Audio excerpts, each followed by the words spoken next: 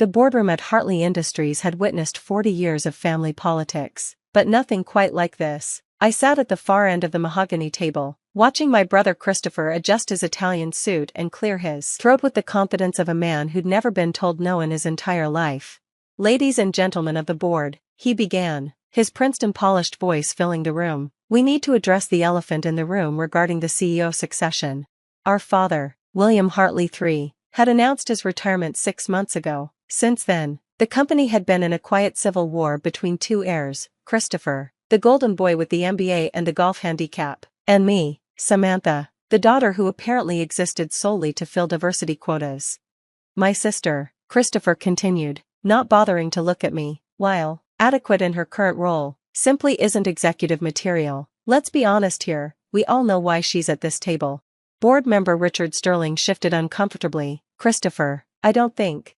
"Please, Richard, let's not pretend," Christopher laughed, that country club chuckle I'd heard my whole life. "Samantha is Daddy's diversity hire, female executive, checks a box, looks good in the annual report, but running a $4 billion manufacturing empire? That requires more than a participation trophy."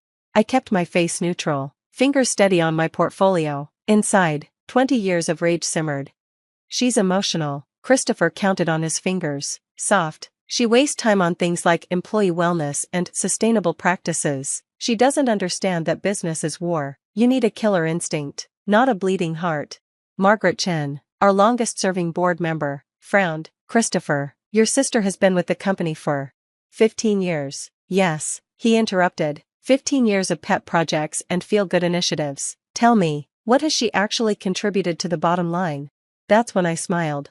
"David," I spoke for the first time, addressing our Chief Information Officer, "could you pull up the revenue attribution analysis we prepared?"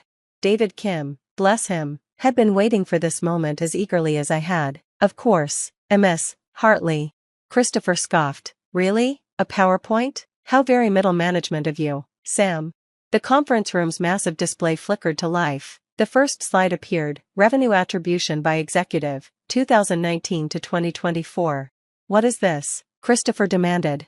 "Facts," I said simply, "those things you seem allergic to." The graph materialized. A green bar shot up, dominating the chart. Hartley, 78% of total revenue generation. The room went silent. "That's impossible," Christopher sputtered. "There must be a mistake." "No mistake," David said calmly. "Ms. Hartley's division, which includes our Asian markets expansion, the digital transformation initiative, and the sustainable manufacturing arm, has generated $3.1 billion in revenue over the past 5 years. "The Asian markets expansion?" Board member Janet Moore leaned forward. "Christopher, didn't you tell us that was your project?" Christopher's face reddened. "I oversee." "You oversee nothing," I interrupted. "You take credit. There's a difference." David clicked to the next slide. A red bar appeared, pointing downward. "See, Hartley, minus 12%, net loss, $480 million. Gasps rippled around the table. "Those numbers are manipulated." Christopher stood up. "My initiatives." "Your initiatives," David continued, "include the failed European expansion that lost us $200 million, the revolutionary supply chain system that we had to scrap after it caused 3 months of delays, and let's not forget the Harrison Industries acquisition." Harrison was a strategic. "Harrison was bankrupt," I said flatly. "You bought a bankrupt company for $180 million because the CEO was your fraternity brother. We're still trying to untangle that mess." "I'd like to see the data behind these numbers," Richard Sterling said carefully. David clicked again. Spreadsheet after spreadsheet filled the screen. Contracts with my signature, deals I negotiated while Christopher was at lengthy business lunches, markets I'd opened while he was golfing with clients who never materialized into revenue.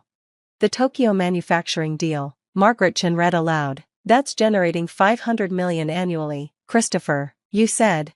"He said he closed it," I finished. "He was actually in Cabo. I flew to Tokyo, spent 3 weeks in negotiations, learned enough Japanese to show respect, and closed the deal." Christopher showed up for the signing photo. "That's a lie." Christopher's composure finally cracked. "I was the one who." "Who what?" I challenged. "Tell us exactly what you did, because I have emails, thousands of them, including the one where you told me to handle that Asia thing because you had a tea time." David pulled up an email thread. There it was, in black and white, Christopher's dismissive messages. My response is outlining strategy. His final reply, whatever, just don't embarrass the family. I also have the recordings, I added quietly. The room froze. What recordings? My father asked. He'd been silent until now, watching his children destroy each other with the detached interest of a man who'd built an empire on such conflicts. Every meeting where Christopher took credit for my work, every time he told investors about his brilliant strategies that were actually mine, every conversation where he called me Daddy's diversity hire behind closed doors. I pulled out my phone. Would you like to hear them? That's illegal, Christopher shouted. One-party consent state, I replied, and before you ask, yes, I had legal review them, just like you taught me, Chris, always protect yourself. David clicked to another slide. Employee satisfaction scores, retention rates, innovation metrics, every measurable indicator of leadership success. Your division has 94% employee retention, Janet Moore read. Christopher's has 31%? People don't leave companies, I said, they leave managers, and they leave Christopher in droves. This is a witch hunt. Christopher loosened his tie. You've all been planning this, it's a conspiracy. No, I corrected, it's a spreadsheet, several. Actually, you'd know that if you ever looked at one instead of delegating everything to whatever assistant you haven't driven to quit yet. Speaking of assistants, David added helpfully, should we discuss the harassment settlements? Christopher went white. Those were confidential. 3 settlements in 5 years, I continued, totaling $4 million. Daddy cleaned those up too, didn't he? Just like the DUI in Singapore, just like the insider trading investigation that mysteriously disappeared. Samantha, my father warned. No, Dad. I stood up, matching Christopher's height in my heels. You wanted succession planning? Here it is. One child who built 78% of your company's value. Another who lost $500 million playing CEO. The math isn't complicated. She doesn't have the relationships. Christopher desperately pivoted. The golf club, the networks. The old boys club? I laughed. You mean the one that's been hemorrhaging relevance for the past decade? The one that thinks business still happens on golf courses instead of Zoom calls with Shanghai? David clicked once more. A world map appeared, dotted with flags. Ms. Hartley speaks 4 languages fluently, he announced. She has direct relationships with executives in 47 countries. She's invited to speak at Davos. Forbes called her the future of American manufacturing. Mr. Hartley plays golf. I went to Wharton, Christopher's last card. I went to MIT, I countered, on a full scholarship, while working nights to pay for Mom's cancer treatment. You went to Wharton because Daddy donated a building. The boardroom fell silent except for Christopher's heavy breathing. Richard Sterling cleared his throat. I think we've seen enough. Should we move to a vote? Wait. Christopher made one last attempt. She's unmarried, no children. What kind of image does that project for a family company? I laughed, actually laughed. There it is. When all else fails, remind everyone I'm just a woman who forgot to have babies. That's not what I chose to build this company instead of building a family. You chose to build neither, unless you count your wine collection and your golf handicap. I motioned to call the vote. Margaret Chin announced, all in favor of Samantha Hartley as CEO? One by one, the hands went up, every single board member, even the ones Christopher had spent years cultivating on golf courses and in cigar bars. All opposed? Christopher raised his hand alone, pathetic and defiant. Motion carries, Richard Sterling announced. Congratulations, Ms. Hartley, or should I say, CEO Hartley. Christopher stood abruptly, his chair scraping against the floor. This is a mistake. You're all making a huge mistake. She doesn't have what it takes. When this company fails, sit down, Christopher. Our father's voice cut through the room like a blade. Everyone turned to William Hartley III, the titan who'd built this empire from nothing. Did you think I didn't know? He asked quietly. Did you think I was blind to what my children were doing? Samantha built this company's future while you were stealing credit and playing executive. I gave you every opportunity, every advantage, and you squandered them all. Dad. You're not fired, he continued. That would be too easy, too kind. You'll report to your sister. You'll take the position she assigns you, and you'll learn what it actually takes to run a company. I won't. You will, I interrupted, because despite everything, you're still my brother, and I'm not you. I don't destroy people for sport. You'll run our North American logistics division. It's failing, 12% efficiency below target. Fix it, and you'll have proven you can do more than talk. Fail, And you'll prove everything I said today was generous. Christopher looked between us, his father who'd finally chosen merit over blood, his sister who'd just offered mercy he'd never have shown, and a board that had seen him for exactly what he was. I'll sue, he said weakly. Discrimination, hostile takeover, something. With what money? I asked gently. The trust fund you've already spent? The salary from a position you just lost? Or were you planning to ask Daddy for help again? He stormed out, slamming the door behind him. The boardroom exhaled collectively. Well, Margaretchen said after a moment, that was illuminating.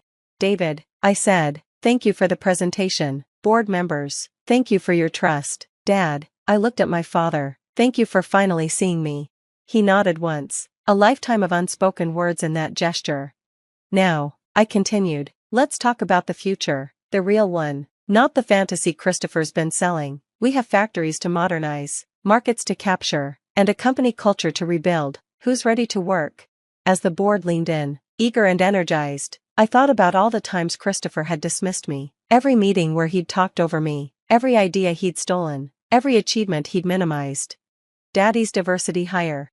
Maybe Dad had put me in that first position partly because he needed a woman on the team, but I'd earned everything after that, every promotion, every success, every dollar of that $1 billion in revenue. And now, I had the thing Christopher had assumed was his birthright, the company, the title, the power. But more importantly, I had what he'd never have, the respect of the people who mattered, earned through competence rather than chromosomes. The meeting continued for hours, planning the transition, discussing strategies, building the future. Christopher's empty chair sat there like a monument to mediocrity, a reminder that privilege without performance is just expensive failure. Later, as the board filed out, Richard Sterling paused at my shoulder. You know, I always suspected the numbers didn't add up with Christopher's claims, he admitted, but those statistics, 78% versus -12%, that's not just a difference in performance, that's a revelation. Numbers don't lie, I said simply, people do. Your brother's going to make this difficult. He's been making my life difficult for 34 years, at least now I'm getting paid appropriately for dealing with it. He laughed, CEO humor, you'll do just fine. As the last board member left, I stood alone in the boardroom where I'd been dismissed, diminished, and disrespected for years. Tomorrow, it would be different. Tomorrow, I'd sit at the head of the table. Not because I was the daughter, not because I was the diversity hire, but because I was the one who'd built nearly 80% of this company's value while my brother was building his wine collection. The numbers had spoken, the board had listened, and for the first time in Hartley Industries history, merit had trumped masculinity. My phone buzzed. A text from Christopher, you'll regret this.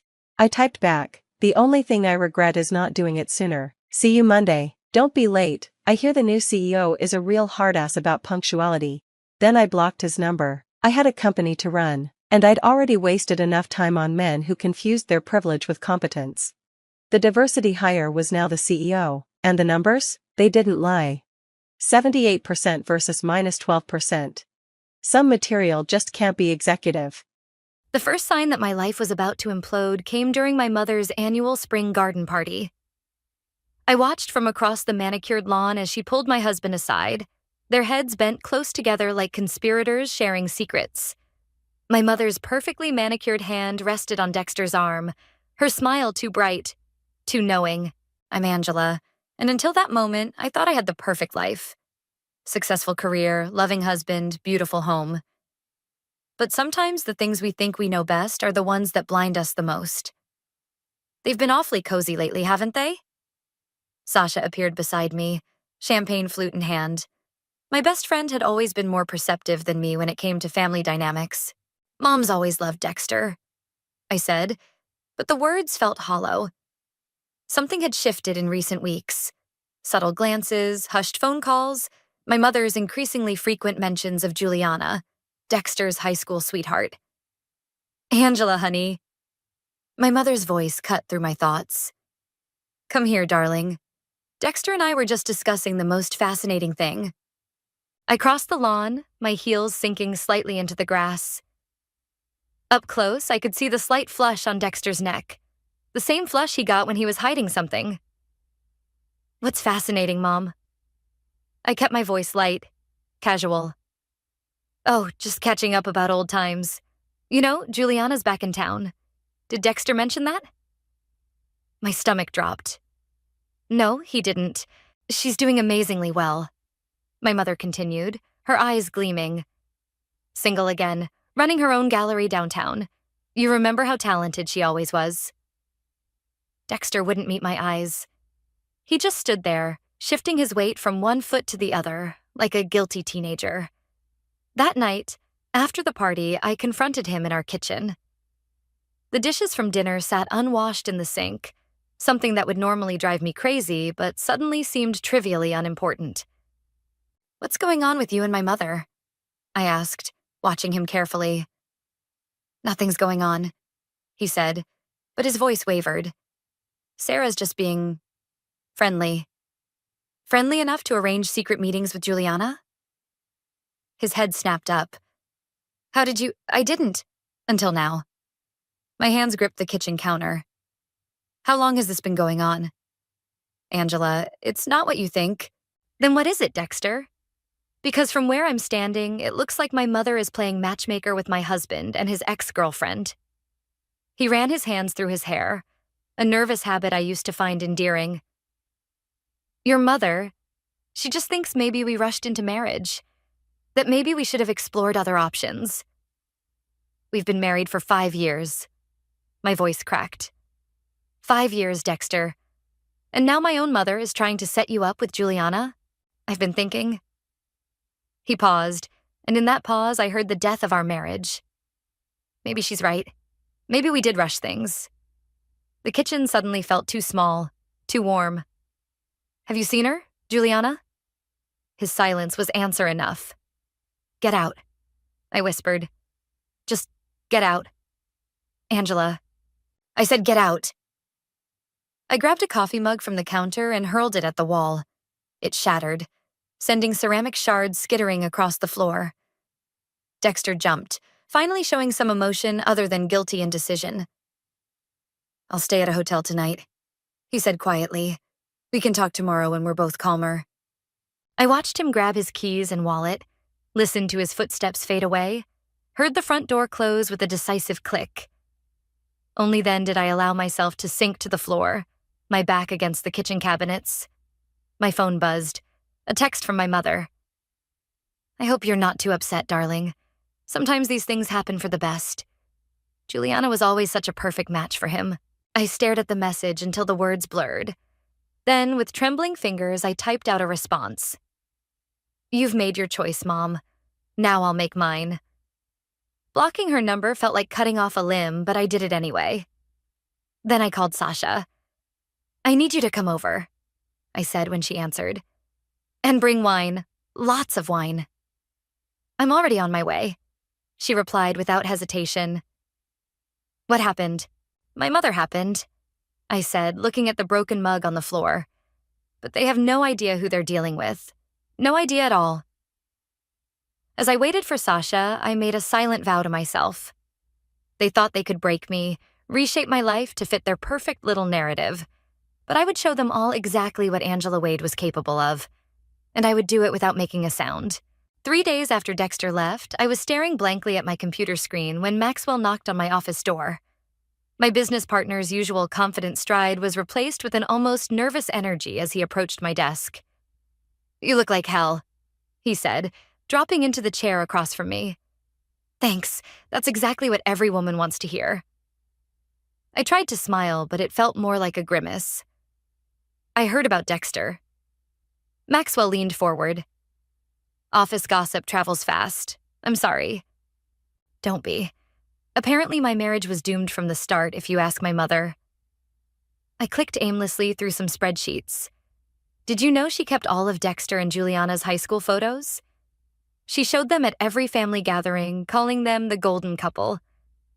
I was just too blind to see what was happening. Your mother sounds like a piece of work." "You have no idea." I rubbed my temples. Last Christmas, she gave Dexter a scrapbook filled with their old memories. Called it nostalgia. I called it sabotage. Maxwell shifted in his seat, then pulled out his tablet. "Listen, I came here to show you something. Maybe it's bad timing, but He paused, tapping the screen. Remember that sustainable housing project we discussed last year? The one the board shot down? What about it? I've been doing some research. The market's changed. Look at these numbers. He turned the tablet toward me, showing graphs and projections. We were ahead of our time then, but now, the demand for eco-friendly, affordable housing is exploding. For the first time in days, something other than betrayal occupied my mind. These projections are incredible. That's not all. Maxwell's eyes lit up. Remember Yvette Hoffman? She's interested in backing us if we want to pursue this independently. Yvette? I sat up straighter. The same Yvette who turned our original pitch into confetti? She's seen the market shift. Plus, your reputation in the industry has grown significantly since then. He leaned back, watching me carefully. This could be huge, Angela. We're talking about revolutionizing affordable housing in the city. My phone buzzed. Another message from Dexter, probably apologizing again while packing more of his things from our house. I turned it face down. When do we meet with Yvette? Maxwell blinked, surprised by my quick response. You want to do this? Now? Why not now? I stood up, pacing behind my desk. My husband's leaving me for his high school sweetheart, orchestrated by my own mother. I need something to focus on besides their betrayal. This won't be easy, Maxwell warned. We'd be starting from scratch, building everything from the ground up. Good. I stopped pacing. I need something impossible to accomplish, something they'll never see coming. Just then, Sasha burst into my office, her face flushed. Angela, you need to see this.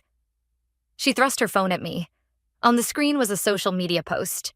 My mother, Dexter, and Juliana at some fancy restaurant downtown. All smiles and champagne toasts. Already making it public, I said, my voice flat. Subtle, Mom. Real subtle. I'll kill them all, Sasha declared, snatching her phone back. Just say the word. No, I said, looking at Maxwell. I have a better idea. I turned back to Sasha. How would you like to help us build something amazing? Us? Sasha looked between Maxwell and me. Maxwell just showed me an opportunity that could change everything, but we'll need your PR expertise. Maxwell pulled up the project details again, and for the next hour, we planned. With each detail we discussed, each possibility we explored, I felt stronger. The pain was still there, but now it had purpose. As they were leaving my office, Maxwell turned back. You sure about this? It's a big undertaking. You know what my mother said when I told her I was marrying Dexter? I asked, gathering my things. She said I was settling for less than I deserved. Turns out she was right, just not in the way she meant. Where are you going? Sasha asked. To see Yvette, I replied, grabbing my coat. Time to show them all exactly what I deserve. As I drove to Yvette's office, my mother's words from countless family dinners echoed in my head. Juliana always had such ambition, such drive. The memory stung, but it also fueled me. They thought they knew what ambition looked like. They hadn't seen anything yet. I parked outside Yvette's building, checking my reflection in the rearview mirror. My eyes were tired but determined. Game on, I whispered to myself, grabbing my portfolio. It was time to build something bigger than their betrayal. The prototype designs look promising, Yvette said, examining the blueprints spread across her mahogany desk. 2 weeks had passed since our first meeting, and we'd been working nonstop. But what about the cost analysis? I pulled out another document. We've found ways to cut construction costs by 30% using sustainable materials. Maxwell's connections in the green building industry are proving invaluable. And the location? We've identified 3 potential sites. I pointed to the map. This one's our favorite, the old industrial district. Perfect for renovation, close to public transport, and the city's offering tax incentives for development. Yvette nodded slowly, her silver hair catching the afternoon light. You've thought this through, but tell me, Angela, why now? Before I could answer, my phone buzzed. Another text from my mother. Family dinner tonight. Juliana's making her famous lasagna. Please come, darling. Let's be adults about this. I switched off the screen. Because it's time to build something that matters. This wouldn't have anything to do with your personal situation? Does it matter? I met her gaze. You taught me yourself. Motivation is irrelevant if the business plan is solid. She smiled, a rare sight. True. Very well, I'm in. Full backing as discussed. Don't make me regret this. Later that evening, I was reviewing contracts with Maxwell when Sasha burst into the office, waving her phone. You won't believe this. Your mother just announced on Facebook that Dexter and Juliana are moving in together. In your old neighborhood. Maxwell winced. That's cold. I kept my eyes on the contracts. Let them play house. We have work to do. But Angela? The environmental impact study came back positive. I interrupted, sliding a document toward her. We need a press release ready by Monday. Sasha sighed but took the paper. Fine, but you can't avoid this forever. Watch me. The next morning, I arrived early at the construction site. Workers were already setting up, preparing for the groundbreaking ceremony next month. Maxwell was there, hard hat in hand. You're here early, he said, handing me a coffee. Couldn't sleep. Might as well be productive. I took a sip. The contractor called. Materials are coming in under budget. That's not why you're here at dawn. I watched a bulldozer rumble past. Dexter came by the house yesterday. Wanted to talk about selling it. What did you say? Nothing. I let him stand there knocking while I worked on the project presentation in the kitchen. I smiled grimly. Petty? Maybe. Satisfying? Definitely. Angela. A familiar voice made my stomach clench. My mother was walking toward us, designer heels completely inappropriate for a construction site. Mom, what are you doing here? You won't answer my calls. I had to track you down. She looked around disdainfully. What is all this? This is my new project, a sustainable housing development. Housing development? She laughed. Darling, you work in corporate finance. Worked, I corrected. I'm running this now, with Maxwell and Yvette Hoffman's backing. Her smile faltered. Yvette Hoffman?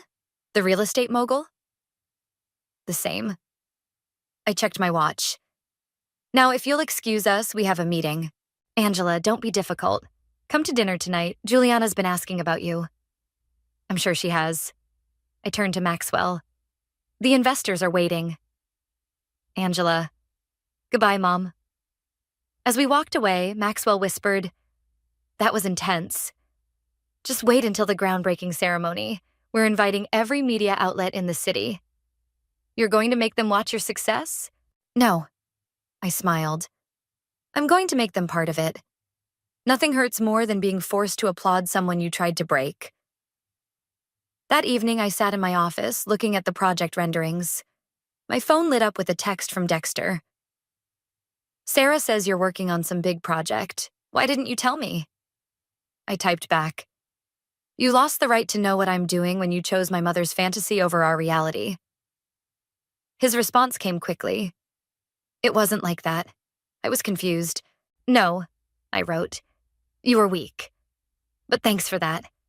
Your weakness is fueling something extraordinary. I blocked his number before he could respond, then called Sasha. Remember that idea you had about featuring local success stories in the marketing campaign? Yeah? Let's do it, but let's make it bigger.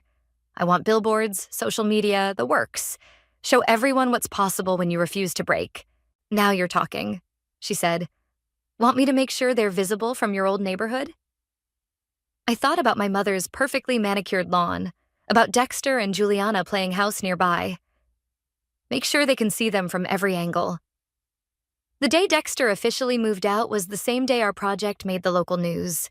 I watched from my kitchen window as he loaded the last of his boxes into a rental truck, while the morning news played on my tablet. A revolutionary approach to sustainable housing, the anchor was saying. The development promises to transform the city's affordable housing landscape. The truck's engine started up just as my doorbell rang. I opened it to find Juliana standing there, looking perfectly put together in a summer dress. I thought I should help him move, she said, as if this was completely normal. We need to talk, Angela. No, we really don't. I moved to close the door, but she blocked it with her foot. Your mother's worried about you. All this work stuff, the radio silence. It's not healthy. I laughed, the sound harsh even to my own ears. My mother's worried? That's rich. Tell me, Juliana, did she plan your reunion with Dexter before or after our last anniversary? She had the grace to look uncomfortable. It wasn't planned. These things just happen. These things just happen? I stepped onto the porch, forcing her to back up. Like the dinner party she threw where she just happened to invite you? The old photos she kept bringing up? The late-night phone calls? Sarah was just trying to... To what? Help her daughter's husband cheat? Create the perfect little story she always wanted? You're being dramatic, Juliana said, but her voice wavered. We can all be adults about this. My phone buzzed. Maxwell calling. I answered it deliberately, maintaining eye contact with Juliana. The investors are here early, he said. They want to discuss expanding the project to other cities. I'll be there in 20. I hung up and turned back to Juliana. You know what's funny? For years, I tried to live up to this perfect image my mother had of you. Now I realize it was the best favor she could have done me. What do you mean? She made me stop trying to be you and start being myself. I gestured to the moving truck where Dexter was watching us. He's all yours. Hope you both enjoy my mother's version of happiness. I grabbed my briefcase and car keys, walking past them without another word. In my rearview mirror, I watched them standing in my driveway, looking lost in the morning sun. At the office, Maxwell was waiting with a vet and a group of investors. Their excitement was palpable as we went through the presentation. The social media response has been overwhelming, Sasha reported, pulling up the analytics. People are already asking about waiting lists. And the environmental impact reports are exceeding expectations, Maxwell added. We're setting new standards for sustainable development. Halfway through the meeting, my phone lit up with a text from my mother. Just helped Dexter and Juliana settle into their new place. Stop this foolishness and come see them. Family should stick together. I showed the message to Sasha during our coffee break. The nerve of that woman, she muttered. Want me to accidentally send her our press coverage? No need, I smiled. She'll see it soon enough. The billboard goes up tomorrow, right across from her favorite shopping center. That evening, as I was leaving the office, I found Dexter waiting by my car. Nice press coverage, he said, hands in his pockets. Why didn't you ever tell me you wanted to do something like this? I did, multiple times. You were too busy listening to my mother's stories about Juliana's art gallery to hear me. That's not fair. No, what's not fair is having to compete with a fantasy my mother created. I unlocked my car. How's the new place? It's different. He shifted uncomfortably. Sarah's been helping us decorate. Of course she has. I opened the car door. You know what the funny thing is, Dexter? I actually feel sorry for you both. What's that supposed to mean? You'll never live up to her perfect story, and when you fail, she'll find someone else to cast in her little drama. I got into the car. But by then, it won't be my problem anymore. As I drove away, I caught his reflection in my mirror, standing alone in the parking lot. My phone buzzed with another message from my mother, but I didn't need to read it. Tomorrow, my face would be on billboards across the city, announcing our project's success. Let them see what their betrayal built. I turned up the radio, drowning out thoughts of them playing happy family in their new home. They had no idea what was coming, and that was the sweetest revenge of all. We have a problem. Maxwell burst into my office, his face pale. The environmental survey missed something. There's contaminated soil in the east sector of the site. I looked up from my laptop. How bad? Bad enough to halt construction. The cleanup could cost millions we don't have budgeted. My stomach dropped, but I kept my voice steady. Get everyone in the conference room, now. Within 15 minutes, our core team was assembled. Sasha was already working her phone, trying to get ahead of any potential PR disaster. Yvette sat at the head of the table, her expression unreadable. "Show me the numbers," she said. I pulled up the emergency assessment on the screen. The contamination is contained to about 20% of the site. Initial estimates for cleanup are looking at $3 million minimum. "That's not in the budget," one of the junior partners said. "We should cut our losses." "No." I stood up, pointing to the site plans. "Look, if we redesign the layout, shift the residential units to the clean zones, and turn the contaminated area into a community green space after cleanup." "That's still $3 million we don't have," Maxwell interrupted. "I'll cover it," I said quietly. The room fell silent. "Angela," Sasha started, "that's your entire savings. And the house money. I know exactly what it is." I met Yvette's gaze. "I'm all in. Are you with me?" Before she could answer, my phone buzzed. A text from my mother. "Darling, heard about the construction problems. Perhaps this is a sign to stop this foolishness. Dexter says his firm is hiring." I switched off the phone. "Well," Yvette stood slowly. "Match her investment," she told the room. "I want everyone who believes in this project to put their money where their mouth is. Angela's right. We're not stopping now." The next few hours were a blur of calls, contracts, and commitments. By evening, we had the funding secured, but the stress had left its mark. I sat alone in my office, staring at the city lights, when Sasha walked in with 2 glasses of wine. "Your mother's been calling me," she said, handing me a glass. "Apparently, Juliana's gallery is struggling. She thought maybe you could help out for family's sake." I took a long sip. "The gallery was my mother's idea, wasn't it?" "Yep. Convinced Juliana to quit her stable job and follow her passion." Sasha made air quotes. "Just like she convinced Dexter that you were holding him back." "How do you know that?" "Small town. People talk." She sat on my desk. "Especially when Juliana's new gallery is hemorrhaging money and Dexter's realizing that love doesn't pay the bills." A knock at the door interrupted us. Maxwell entered, followed by Yvette. "The contractors agreed to our new timeline," Maxwell said. "And the PR team has a plan to spin this into a positive, showing our commitment to environmental responsibility." "Good." I stood up. "Because we're not just fixing this site. We're going to make it better than before." "That's why I backed you," Yvette said, smiling slightly. "You don't break, you build." "Speaking of building," Sasha pulled out her tablet. "Wait until you see the new billboard designs. They're going up next week, right when the art fair starts near Juliana's gallery." "Sasha," I warned. "What? Pure coincidence." She grinned. "Just like it's a coincidence that our community outreach program is hosting events in your old neighborhood." "Focus on the project," I said, but I couldn't help smiling. "We have real work to do." Later that night, as I was leaving, I found a note on my car. Dexter's handwriting. "I heard about the construction issues. Maybe we should talk. I miss you." I crumpled the note and pulled out my phone, calling Maxwell. "Remember that idea about adding a cultural center to the development?" I asked when he answered.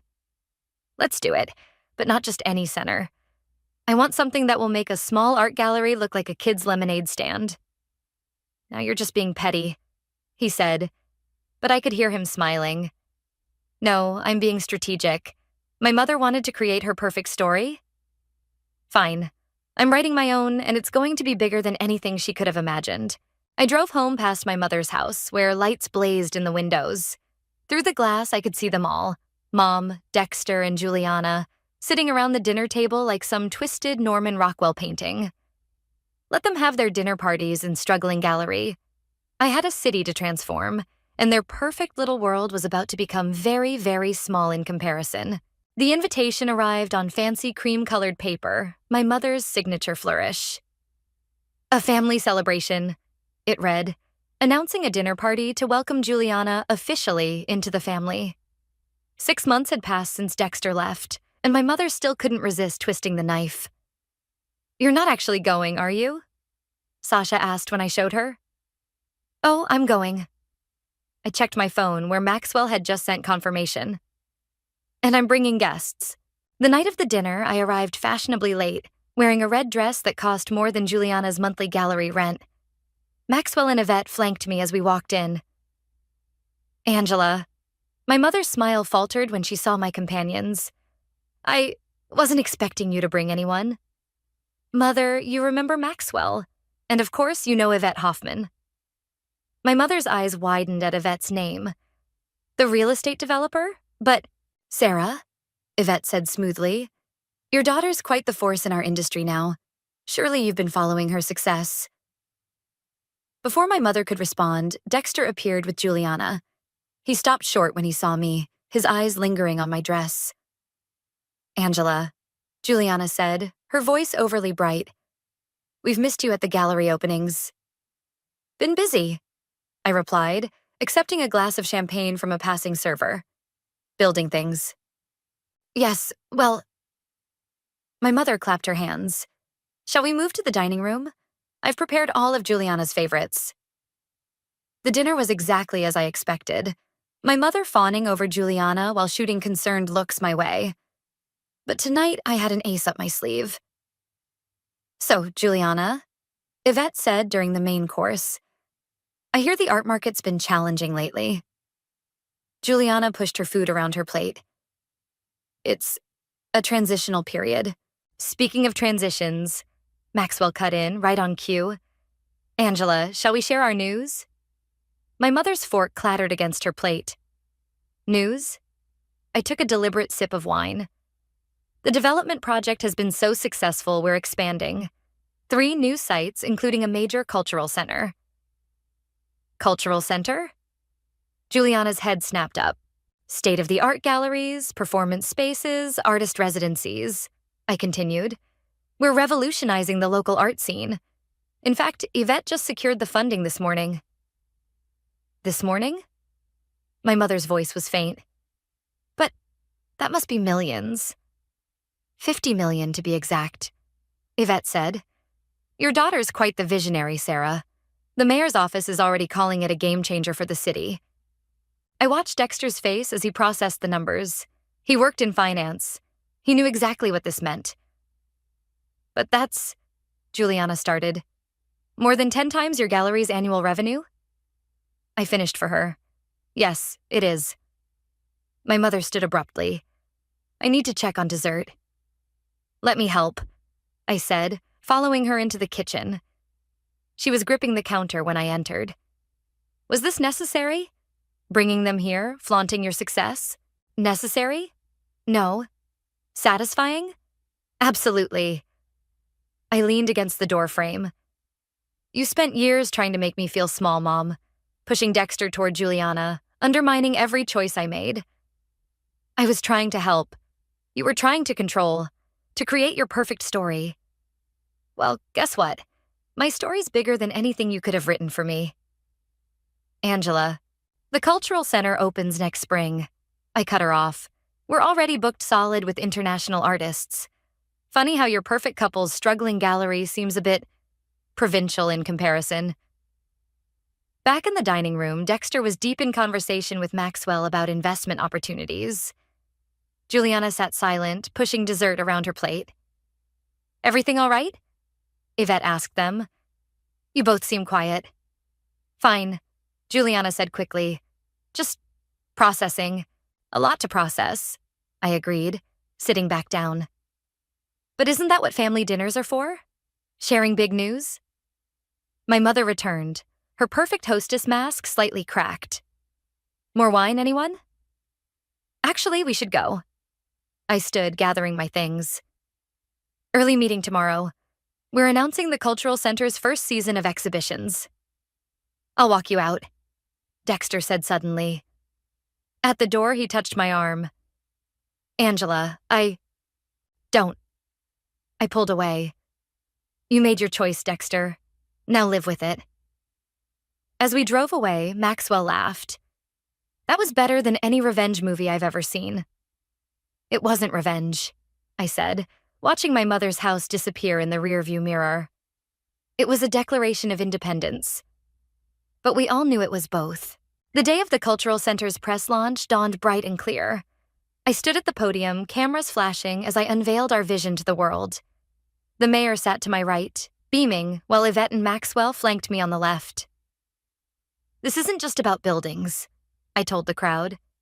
It's about creating spaces where dreams can grow, where anyone with vision can find their place.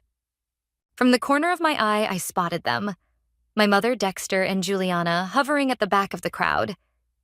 They hadn't been invited, but I knew they'd come. My mother never could resist a public spectacle. After the speeches during the champagne reception, Dexter approached me alone. "Impressive," he said, gesturing at the architectural models. "Really impressive." "Where's Juliana?" I asked, scanning the room. "Shouldn't she be networking? This is an art space after all." He shifted uncomfortably. "She's taking a break from the gallery. Things haven't been going well." "I heard something about major artists pulling out to join our residency program instead." Before he could respond, Maxwell appeared at my side. "Angela, the Japanese investors are here. They're excited about expanding to Tokyo." "Tokyo?" Dexter's eyes widened. "Just the beginning," Maxwell said, not bothering to hide his smile. "Angela's become quite the international name in sustainable development." I excused myself, leaving Dexter standing there. As I worked the room, I caught glimpses of my mother's face, the forced smile growing more strained with each person who came to congratulate me. "Your daughter is remarkable," I overheard the mayor telling her. "She's single-handedly changing the face of our city." "Yes," my mother replied tightly. "She's always been ambitious." Later, during a quiet moment, Sasha pulled me aside. "Juliana's crying in the bathroom. Apparently, her last major artist just signed with us instead of her gallery." "How tragic," I said, but there was no joy in it. The victory felt different than I'd imagined. Not sweet, just final. "Angela." My mother's voice came from behind me. "We need to talk." I turned to face her. She looked older somehow, smaller. "I'm quite busy, Mom." "Please." Her voice cracked slightly. 5 minutes. We stepped onto the balcony overlooking the development site. Construction crews were already at work below, the future taking shape in steel and glass. "I was wrong," she said quietly. "About what specifically? Undermining my marriage? Pushing Dexter toward Juliana? Or just generally trying to control my life? All of it." She gripped the railing. "I thought I knew what was best. I thought Juliana was the perfect match for Dexter, that you were settling for less than you deserved. And now? Now I see that I was the one who didn't see your worth." She turned to me, tears in her eyes. "You've built something extraordinary, Angela. Something I never could have imagined for you. That's the problem, Mom. You never tried to imagine what I could do. You were too busy trying to reshape me into your vision." A commotion inside drew our attention. Through the glass doors, I could see Dexter arguing with Juliana, their perfect facade cracking under the weight of reality. "They're struggling," my mother admitted.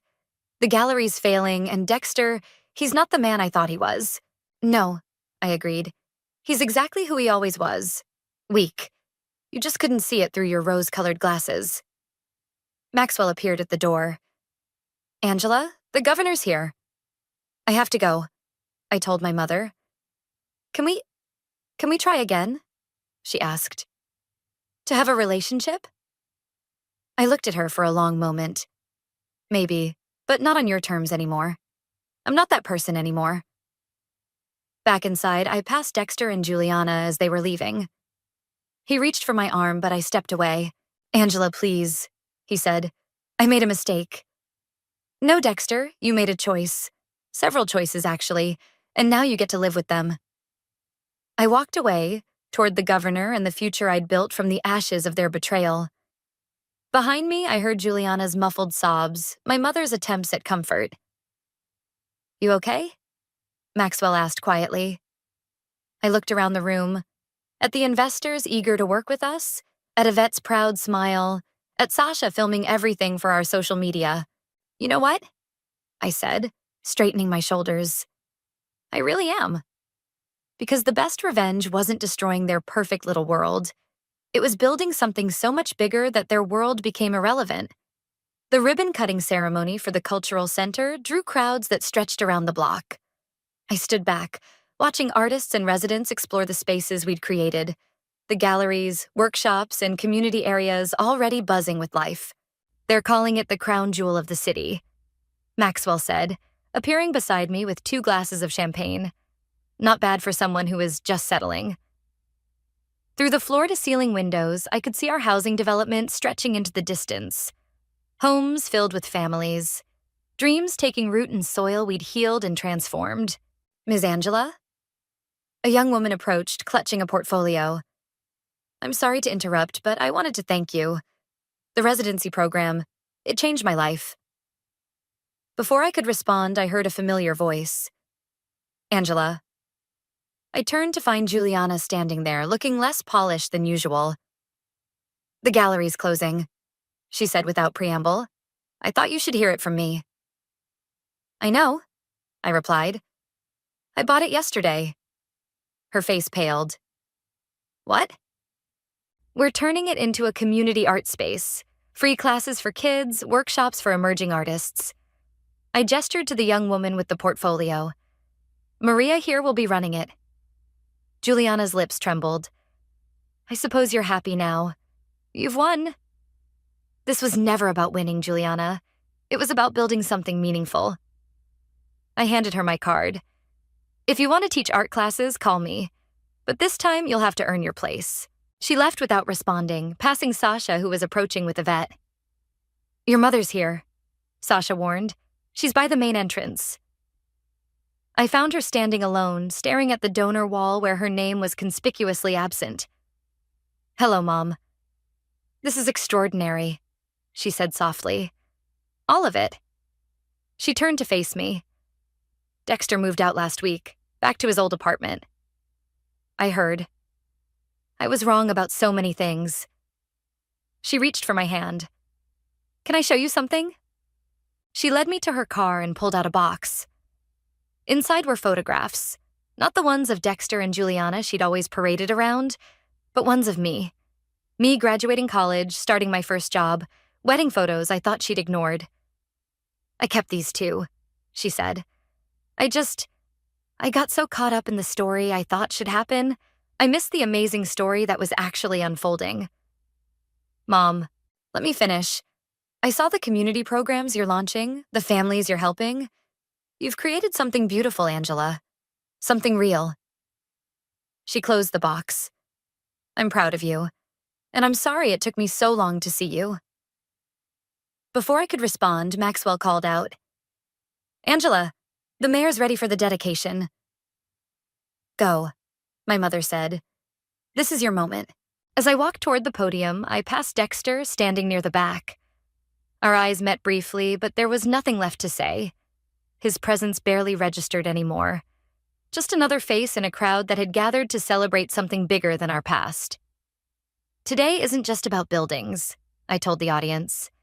It's about transformation, about taking broken things and making them whole in new ways, about creating spaces where people can write their own stories. I caught Yvette's proud smile, saw Maxwell and Sasha beaming from the front row. My mother stood at the back, really seeing me perhaps for the first time. Someone once told me I was settling for less than I deserved. I continued. They were right, but not in the way they meant. We all deserve to build something meaningful, to create something that outlasts our pain. After the ceremony, as the sun set over our creation, I stood with my team on the rooftop garden. To new beginnings, Maxwell raised his glass. To karma, Sasha added with a wink. To building something real, I said, looking out over the city we'd helped transform. Below, people streamed in and out of the cultural center, their voices carrying up to us on the evening breeze. Artists, families, dreamers, all finding their place in the spaces we'd created from my mother's betrayal and Dexter's weakness. I thought about the young artists like Maria, about the families in our housing development, about all the stories that would unfold here. My mother had tried to write my story, but instead, she'd pushed me to create something bigger than any of us had imagined. Ready for Tokyo? Maxwell asked. I smiled, feeling the last weights of the past finally fall away. Ready for everything, because sometimes the best endings aren't about getting even or looking back. They're about building something so magnificent that the past becomes nothing more than foundation stones in the empire you've created. I always thought I had a good marriage until I heard my husband's voice floating through our kitchen window that evening. "You're better than her in every way," he was saying, his tone dripping with an affection I hadn't heard in years. "I can't wait to make you my wife. I'm Nadine," and that was the moment my world crumbled around me.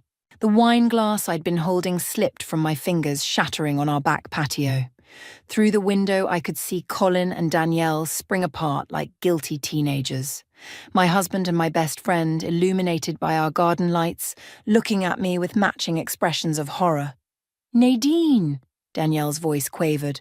"We were just what?" My voice came out steadier than I felt. "Planning your wedding?"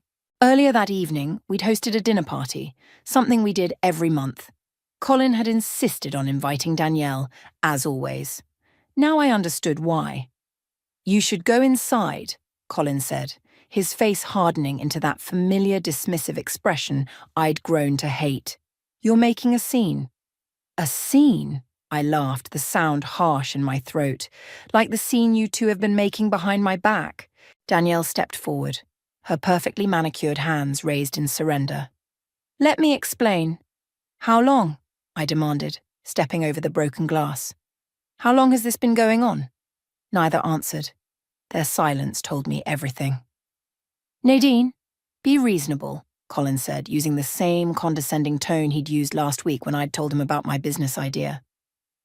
"You know things haven't been working between us." "Things haven't been working," I repeated.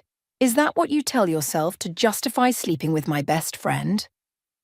"You're always focused on these ridiculous business schemes," he shot back.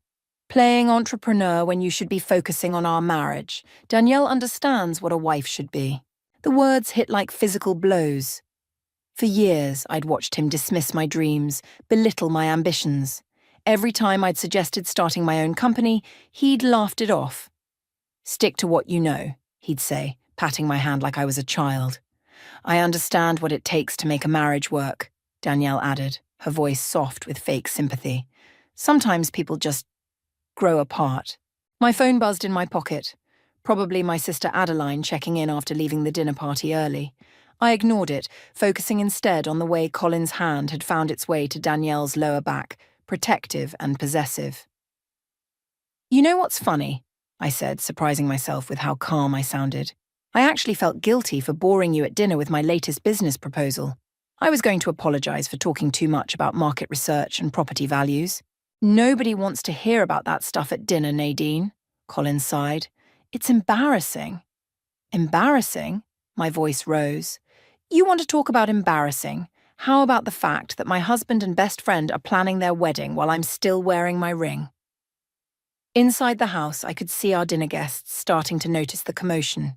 Jayla, Colin's sister, was pressing her face against the window, confusion written across her features. "Keep your voice down," Colin hissed. "You're being hysterical." "Hysterical?"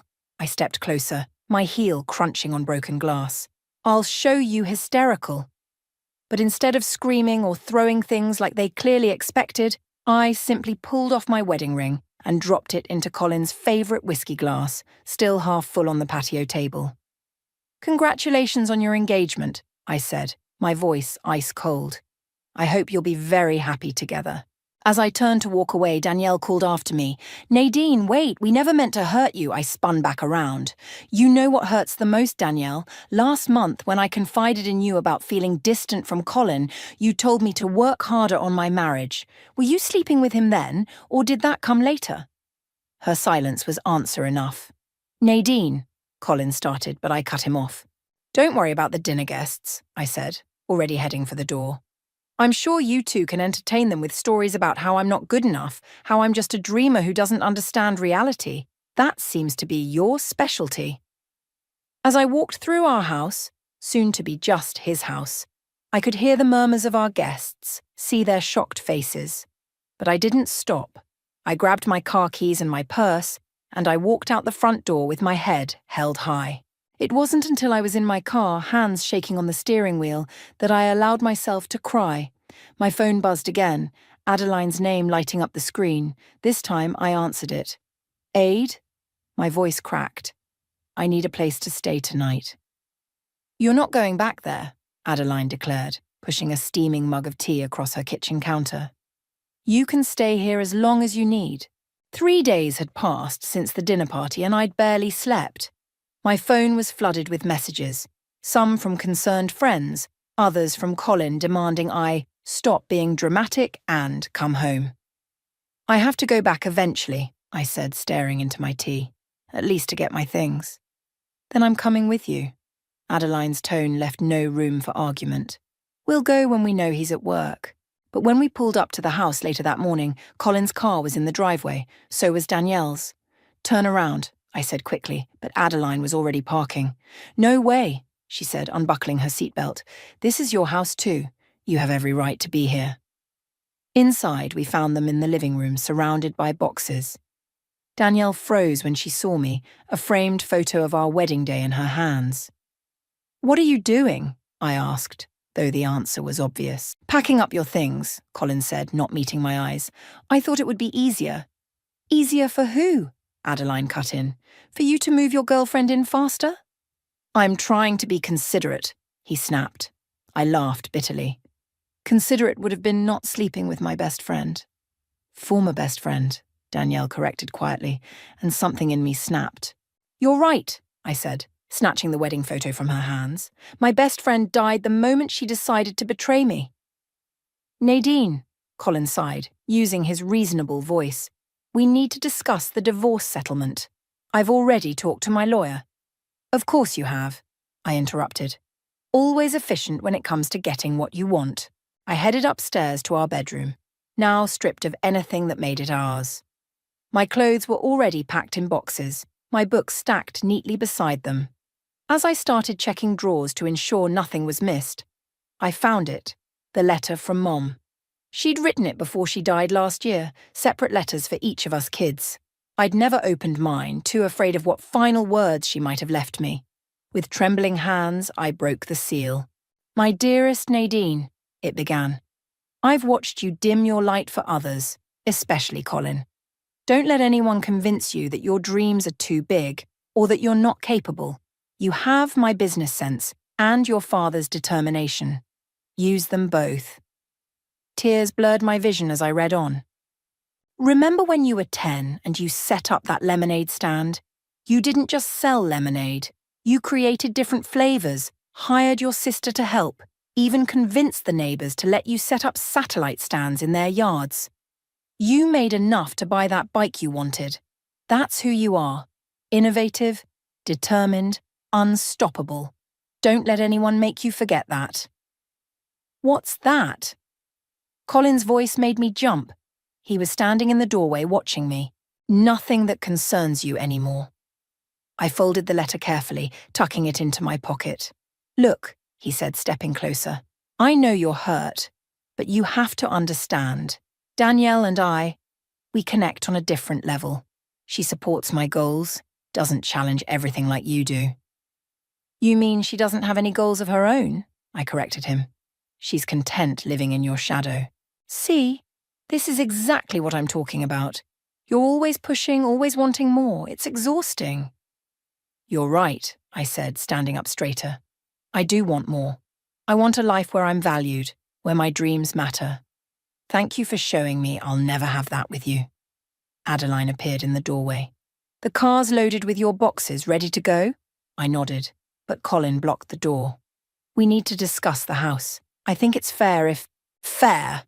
Adeline scoffed. "Like how fair it was when you were screwing her best friend."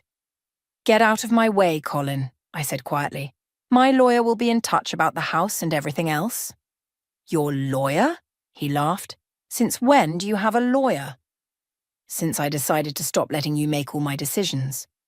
I pushed past him, Mom's letter burning like a talisman in my pocket. As we drove away, Adeline glanced at me. "You okay?" "No," I admitted.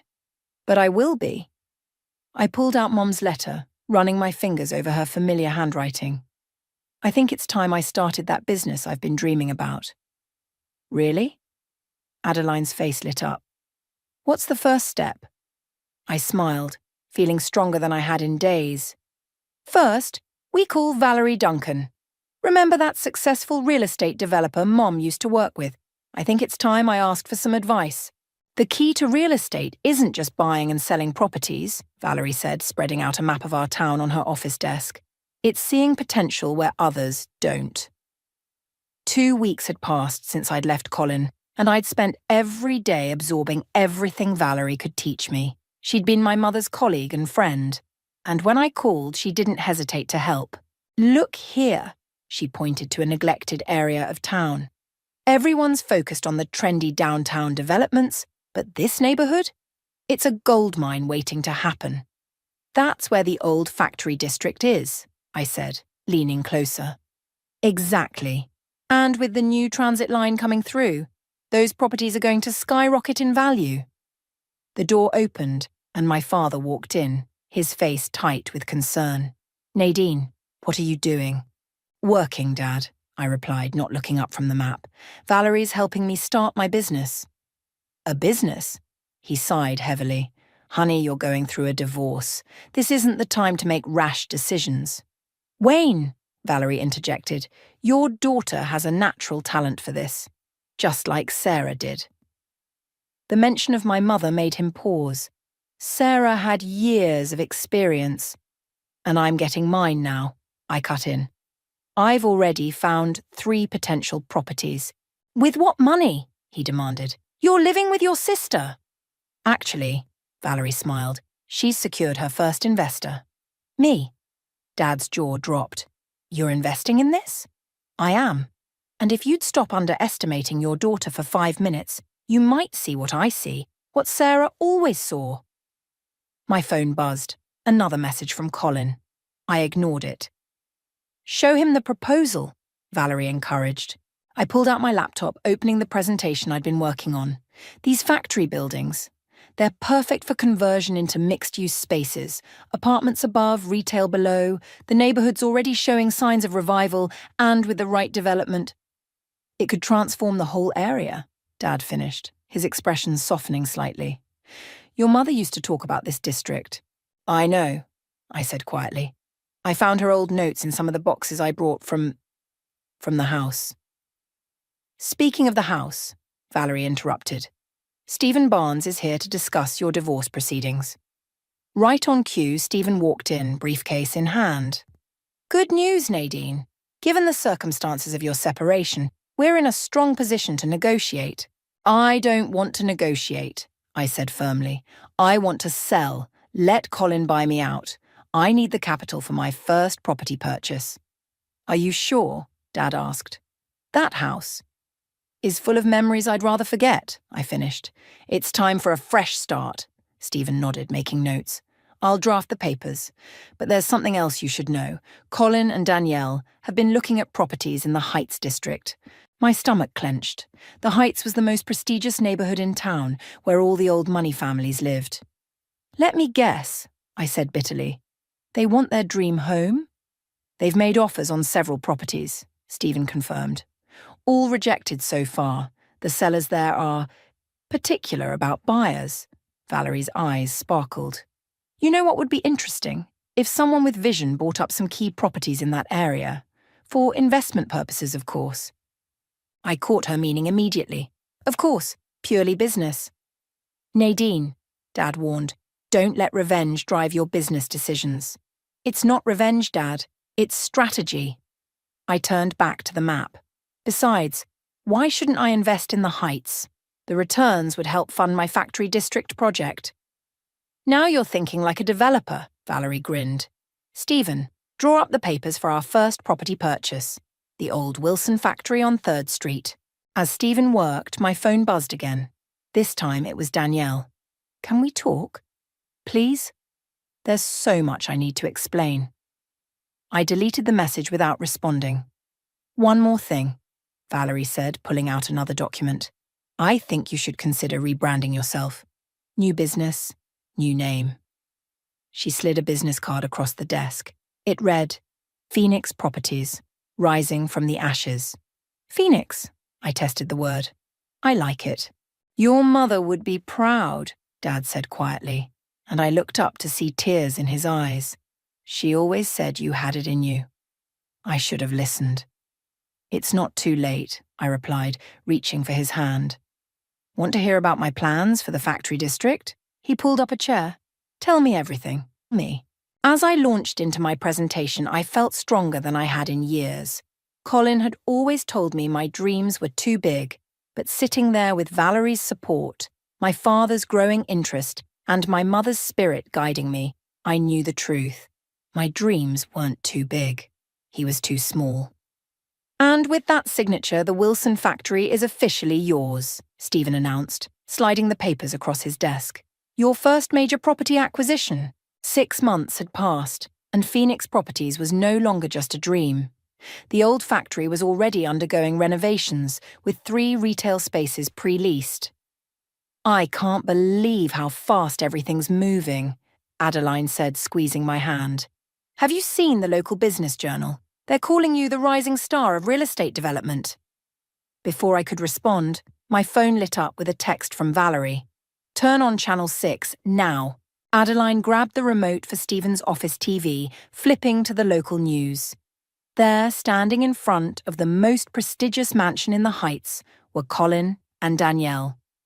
The historic Bradford Mansion, crown jewel of the Heights district, is finally on the market, the reporter announced. Local executive Colin Richardson and his fiancée Danielle Armstrong are among the potential buyers. This house represents everything we've dreamed of, Danielle gushed to the camera. It's perfect for starting our new life together. Mute it, I said sharply. I've heard enough. Are you okay? Adeline asked. I'm fine. I straightened my blazer. Stephen, what do you know about the Bradford Mansion? He raised an eyebrow. It's been in the same family for generations. The current owner is looking to sell, but she's very particular about buyers. Wants to ensure the property's legacy is preserved. Interesting. I pulled out my phone. What's her name? Margaret Bradford. She's actually a friend of Valerie's. I was already dialing. Valerie, I need a favour. Can you arrange a meeting with Margaret Bradford? 2 days later, I sat in Margaret's elegant sitting room, sipping tea from bone china cups. I must say, Margaret said, studying me over her glasses, when Valerie told me about you, I was intrigued. Your restoration of the Wilson factory is quite impressive. Thank you. I believe in preserving history while adapting to the future. Unlike some potential buyers, she sniffed, who seem more interested in status than substance. You mean Colin and Danielle? I kept my voice neutral. I know them. Oh? Her eyes sharpened with interest. Colin is my soon-to-be ex-husband. Danielle was my best friend. They're getting married. Margaret set down her cup with a decisive clink. How absolutely dreadful. And now they want my house? They want a trophy, I corrected. I want to preserve a legacy. Do tell. I pulled out my proposal. I see this property as more than just a mansion. With the right renovations, the East Wing could become a community art gallery. The gardens could host local events. We could maintain its historical significance while making it part of the community's future. Margaret's eyes lit up. That's exactly what my grandfather always wanted. But the cost of such renovations would be covered by my company. I've already secured the funding. She studied me for a long moment. You know, dear, revenge can be a powerful motivator. This isn't about revenge, I said, then paused. Well, not entirely. It's about proving something to myself. The best revenge often is, she smiled. Let's discuss numbers. A week later, I was signing another set of papers in Stephen's office when my phone rang. It was Jayla, Colin's sister. Is it true? She demanded. Did you buy the Bradford Mansion? News travels fast. Colin is furious. He and Danielle had already told everyone they were getting it. They shouldn't have counted their mansions before they closed, I said dryly. He's saying you only did it to spite them. No, I corrected. I did it because it's a sound business investment. Spiting them is just a bonus. After hanging up, I turned to find Adeline grinning. You know they're planning their wedding for next month, right? I heard. And you now own their dream house. I do. So what's your plan?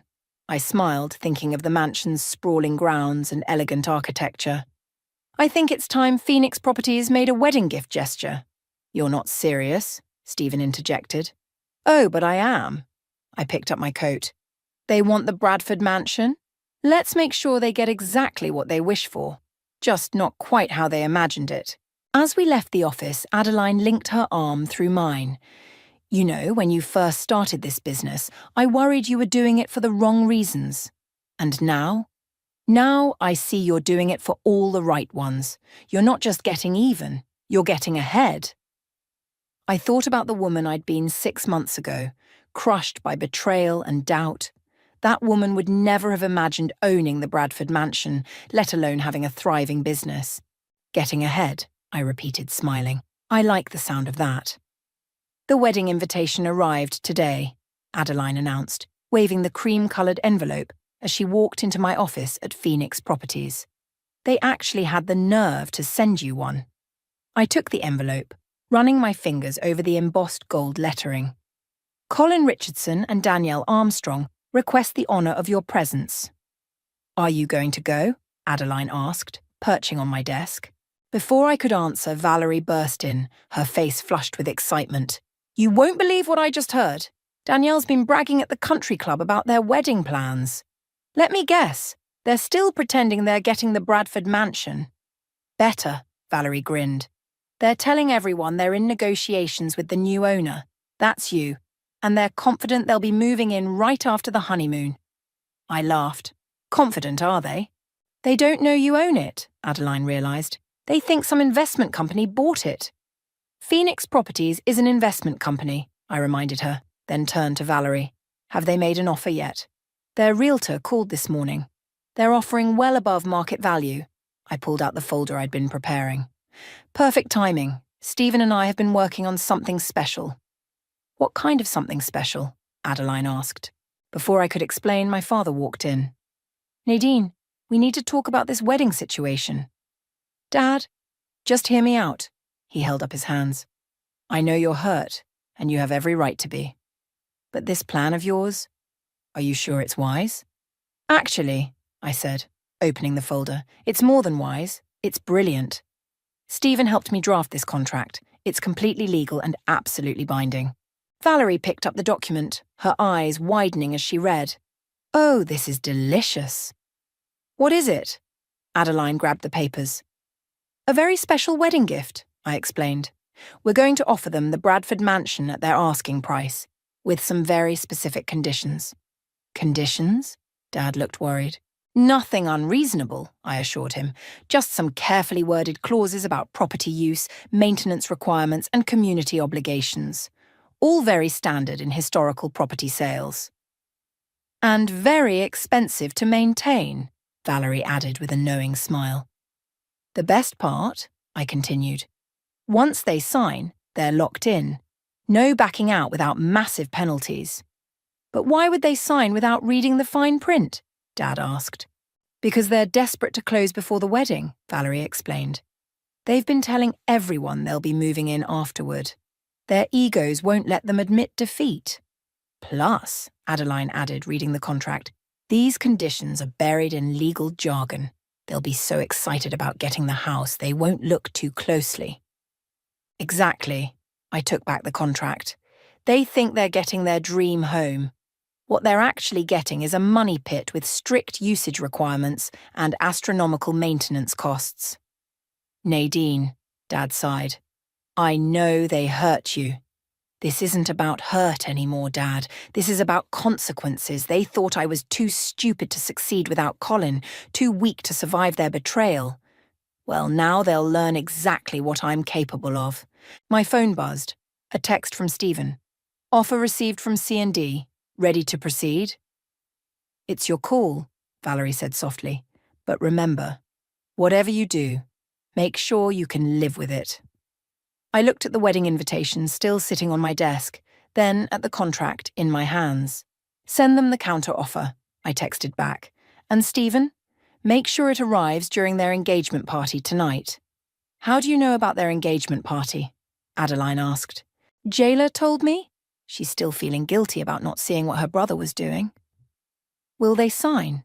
Dad asked. "They will," Valerie assured him. "People like Colin and Danielle care more about appearances than details. They'll see what they want to see." I picked up the wedding invitation again, finally opening it. Inside was a handwritten note from Danielle. "I know we can never be friends again, but I hope someday you'll understand that everything happens for a reason." "You're right, Danielle," I murmured. "Everything does happen for a reason." I checked the RSVP card marking "will attend" with a flourish. "You're really going to their wedding?" Adeline asked, incredulous. "Of course," I smiled. "I have to deliver my gift in person." As my family exchanged worried looks, I felt a strange sense of calm. This wasn't just about revenge anymore. It was about justice. Colin and Danielle had tried to break me, but instead, they'd forced me to become stronger than ever. "Trust me," I said, putting the invitation away. "Their wedding day is going to be unforgettable." The church bells chimed as I walked in, wearing a perfectly tailored navy blue dress that had cost more than my entire wardrobe from my married days. Heads turned, whispers followed. "I can't believe she actually came," someone muttered. "Bold move," another replied. Jayla intercepted me before I could find my seat. "Nadine, I didn't think you'd really come. And miss my ex-husband marrying my ex-best friend. Wouldn't dream of it." "They signed the contract for the Bradford mansion last night," she said, lowering her voice. "Colin's been insufferable about it. Keeps talking about how they won." I smiled. "Did they?" Before she could respond, the wedding planner started herding everyone to their seats. I chose one near the back, perfect for observing without being obvious. Adeline slipped in beside me. "You don't have to stay," I whispered. "Are you kidding? I wouldn't miss this for the world." The ceremony began with all the pomp you'd expect from a couple desperate to prove something. Danielle floated down the aisle in a dress that probably cost as much as my first property investment. Colin beamed at her with the same look he'd once given me. "Dearly beloved," the priest began, and I felt Adeline squeeze my hand. "I'm fine," I assured her, and I was. Watching them exchange vows, I felt nothing but a detached sort of pity. They looked perfect together, both so focused on appearances, on proving they'd made the right choice. The reception was held in the grand ballroom of the city's most expensive hotel. I waited until after dinner, after the toasts, after their first dance. Timing was everything. "Speech!" someone called out as Danielle finished thanking everyone for coming. "Nadine should give a speech." The room fell silent. Colin's face darkened, but Danielle, probably thinking she could prove how amicable everything was, smiled and gestured for me to stand. I rose slowly, champagne glass in hand. "I'd like to present the happy couple with their wedding gift." "Nadine," Colin warned, but I was already signalling to Stephen, who approached with an elegantly wrapped package. "Open it," I encouraged. "I insist." Danielle, perhaps hoping to diffuse the tension, began unwrapping the package. Inside was a framed document, their signed contract for the Bradford mansion, with a red bow attached. "I don't understand," she said, frowning. "Read it," I suggested. "Particularly the parts about the historical preservation requirements, mandatory community access, and annual maintenance costs." Colin snatched the frame, his eyes scanning the document. His face went from confused to angry to pale. "What is this?" he demanded. "Your dream home," I replied sweetly. "Owned by Phoenix Properties, my company. You signed the contract last night, remember? So eager to close the deal before the wedding." Danielle grabbed the contract, her perfectly manicured fingers trembling. "These requirements, these costs. Oh yes," I continued loud enough for everyone to hear. "The mansion must maintain its historical integrity, which means no modern renovations. The grounds must be open to the public 3 days a week for historical tours. And the maintenance costs? Well, historical properties don't come cheap." "You can't do this," Colin sputtered. Actually, I can. You signed the contract, legally binding as your lawyer will confirm. If you'd bothered to have one review it before signing. You tricked us, Danielle accused. No, you tricked yourselves. So desperate to prove you'd won, you didn't even read what you were signing. The whispers around the room grew louder. I could see Colin's business associates exchanging glances, probably reconsidering their deals with a man who'd sign a contract without reading it. We'll fight this, Colin threatened. You're welcome to try, I smiled. But everything's legal. Ask your lawyer, after you've hired one, that is. I set down my champagne glass and picked up my purse. Congratulations on your wedding and your new home. I'm sure you'll make many memories there. During the 4 days a week, you're allowed to use it privately. As I walked toward the exit, Jayla caught up with me. That was brutal, she said, but she was grinning. That was business, I corrected her. They wanted the Bradford mansion?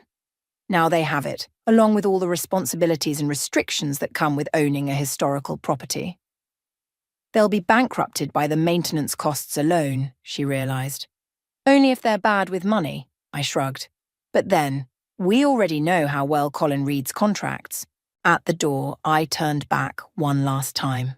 Colin and Danielle were huddled with their parents, frantically reading through the contract. Their perfect wedding had turned into exactly what they deserved, a harsh lesson in consequences. Ready to go?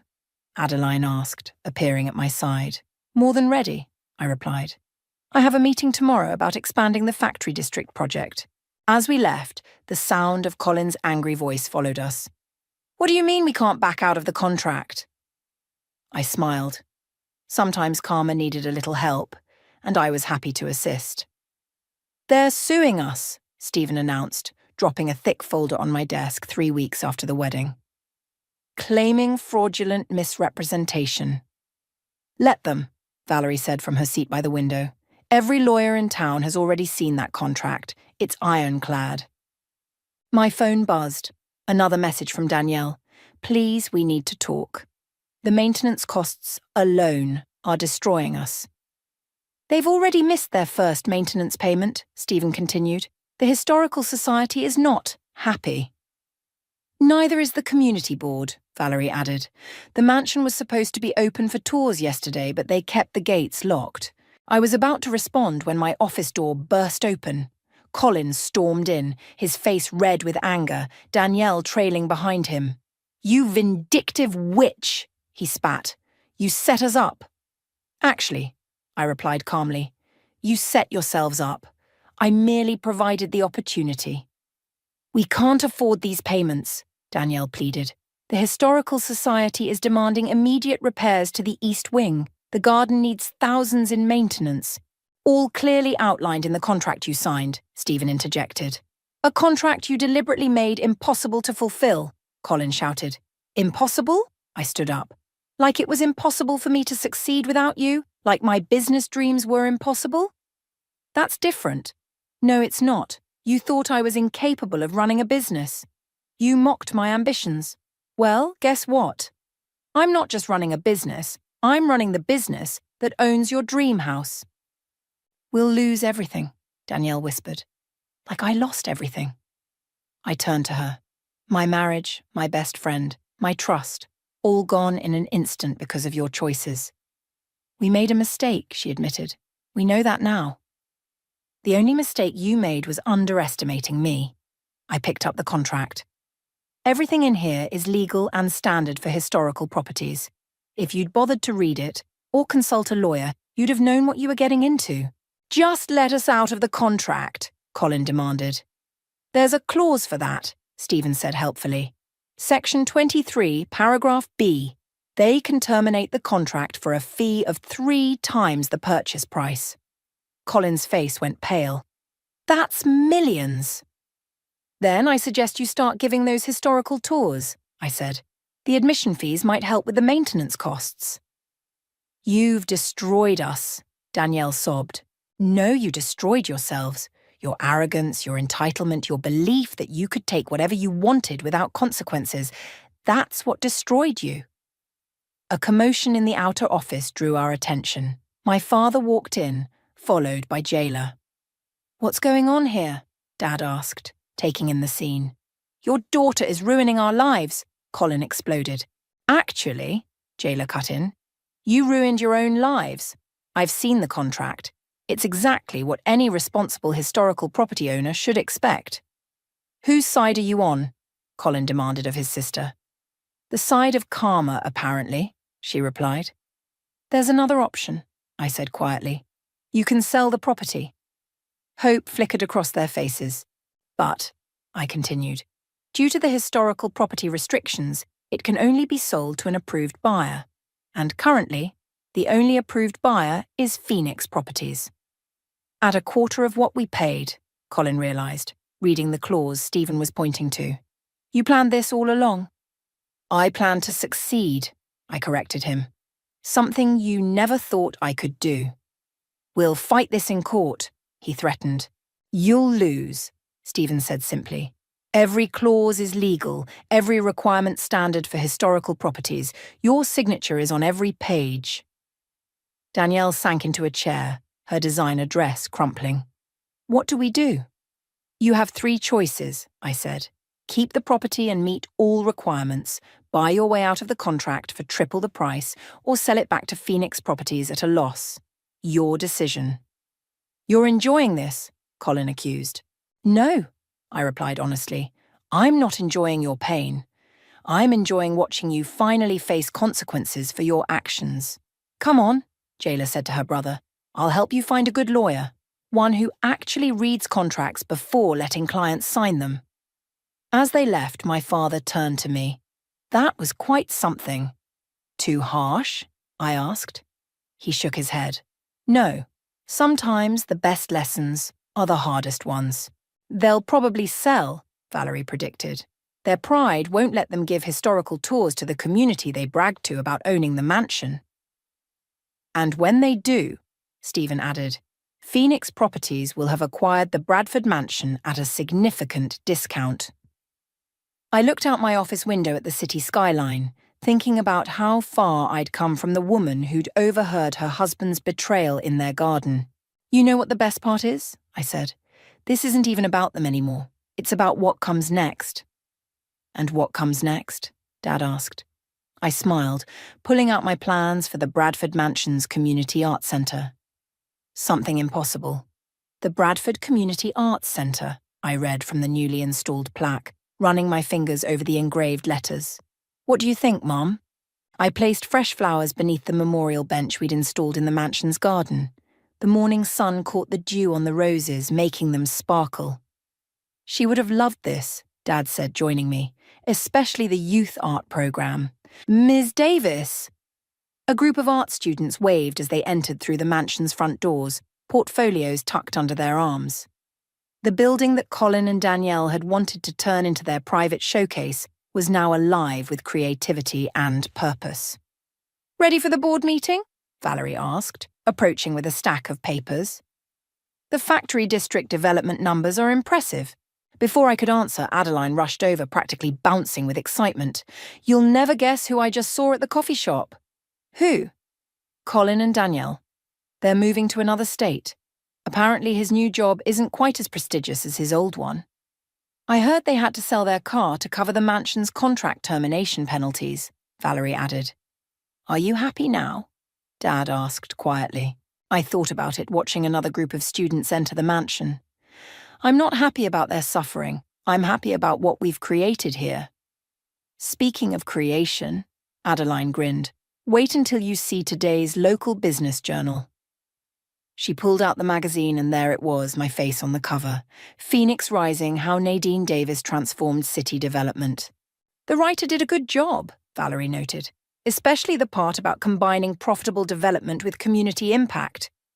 "Ms. Davis," a teenage girl approached shyly. "Could you look at my portfolio? My art teacher says I might qualify for the scholarship program." "Of course," I smiled, gesturing toward the mansion. "Let's go to the gallery." Inside, the mansion's grand rooms had been transformed into light-filled gallery spaces. Local artists' work hung alongside student pieces, the walls alive with colour and creativity. I remember when you first told me about your business dreams, Dad said as we walked through the gallery. I was like Colin. I didn't believe in you. I'm sorry for that. You changed your mind, I reminded him. That's what matters. Ms. Davis? Stephen appeared at the gallery entrance. The board is ready for you. In the converted library, now our conference room, the board members waited. Among them sat Jayla, who joined Phoenix Properties after leaving her brother's company. Before we begin, she said, I should tell you, Colin and Danielle signed the final settlement papers this morning. The mansion is officially, completely yours. Good, I nodded. Now we can focus on what matters. The factory district development is creating affordable housing. The Arts Centre is providing education opportunities. And Phoenix Properties is more successful than ever, Valerie finished proudly. After the meeting, I found myself back in the garden. A young couple was taking wedding photos by the fountain. We'd started renting the grounds for events to help fund the art programs. Excuse me? The bride called out. Are you Nadine Davis, the owner? I nodded. Thank you for making this place accessible to everyone, she said. We could never afford one of those exclusive venues, but this is perfect. As they returned to their photos, Adeline joined me. Remember when you thought this place would just be your revenge? It was never just about revenge, I realized. It was about proving something to myself. And what was that? That sometimes the best revenge isn't about destroying others. It's about creating something meaningful from the ashes of what they destroyed. My phone buzzed with a text from Danielle. I understand now. What we did to you was unforgivable. But what you've done with the mansion, it's incredible. I'm sorry I didn't believe in you. I showed the message to Adeline. Are you going to respond? She asked. No, I said, putting the phone away. Some chapters need to stay closed. The garden was filling with people. Artists setting up easels, families spreading picnic blankets, students sketching the flowering trees. This was what success looked like. Not the empty victory of revenge, but the lasting triumph of creation. Ready to head back to the office? Valerie called from the path. We have that meeting about expanding the art program to the factory district. Actually, I said, let's have the meeting here, in the garden. As we settled onto the benches, I looked up at the mansion, no longer a symbol of what I'd lost, but a testament to what I'd found, my strength, my purpose, my true success. So, I smiled, pulling out the expansion plans. Let's talk about what's next. The first thing I noticed when I walked through my front door wasn't the lingering smell of antiseptic still clinging to my skin, or even the dull ache from my surgery site. It was the unfamiliar designer purse sitting on my entryway table, right next to the family photos I'd carefully arranged over the years. I'm Hope, and this is the story of how I dismantled my husband's entire life in exactly 37 days. Honey, you're home early. Melvin's voice carried from the kitchen, tinged with something I'd never heard before. Panic. The doctor said you'd be in until tomorrow. They cleared me for home recovery. I called back, my fingers trailing over the smooth leather of the stranger's purse. Guess I'm healing faster than expected. The sound of hurried whispers and shuffling feet made my stomach clench. I'd spent 15 years of marriage learning Melvin's patterns, his tells, his lies. But nothing could have prepared me for what happened next. She emerged from my kitchen wearing my favorite apron, the one my mother had given me for Christmas. Young, gorgeous, and completely unapologetic. Hi, I'm Skylar. Melvin's told me so much about you. My hand gripped the doorframe until my knuckles turned white. Funny, he's never mentioned you. Melvin appeared behind her, his face flushed. Hope, let me explain. Skylar's been helping around the house while you've been indisposed. I didn't want you to worry about things while recovering. Things? I echoed, watching as Skylar's hand settled possessively on my husband's arm. The cooking, the cleaning. Skylar chirped, as if this was the most natural situation in the world. Melvin mentioned you're usually so busy with work. I thought I could help ease the burden. I forced a smile. Years of corporate negotiations finally proving useful in my personal life. How thoughtful. And where exactly did you two meet? At the gym. Melvin cut in quickly. She's a personal trainer. Of course she was. I glanced at her perfectly toned body, then down at my own hospital gown-creased clothes. Well, isn't that convenient? My phone buzzed in my pocket. A text from Faith. Made it home okay? Call me.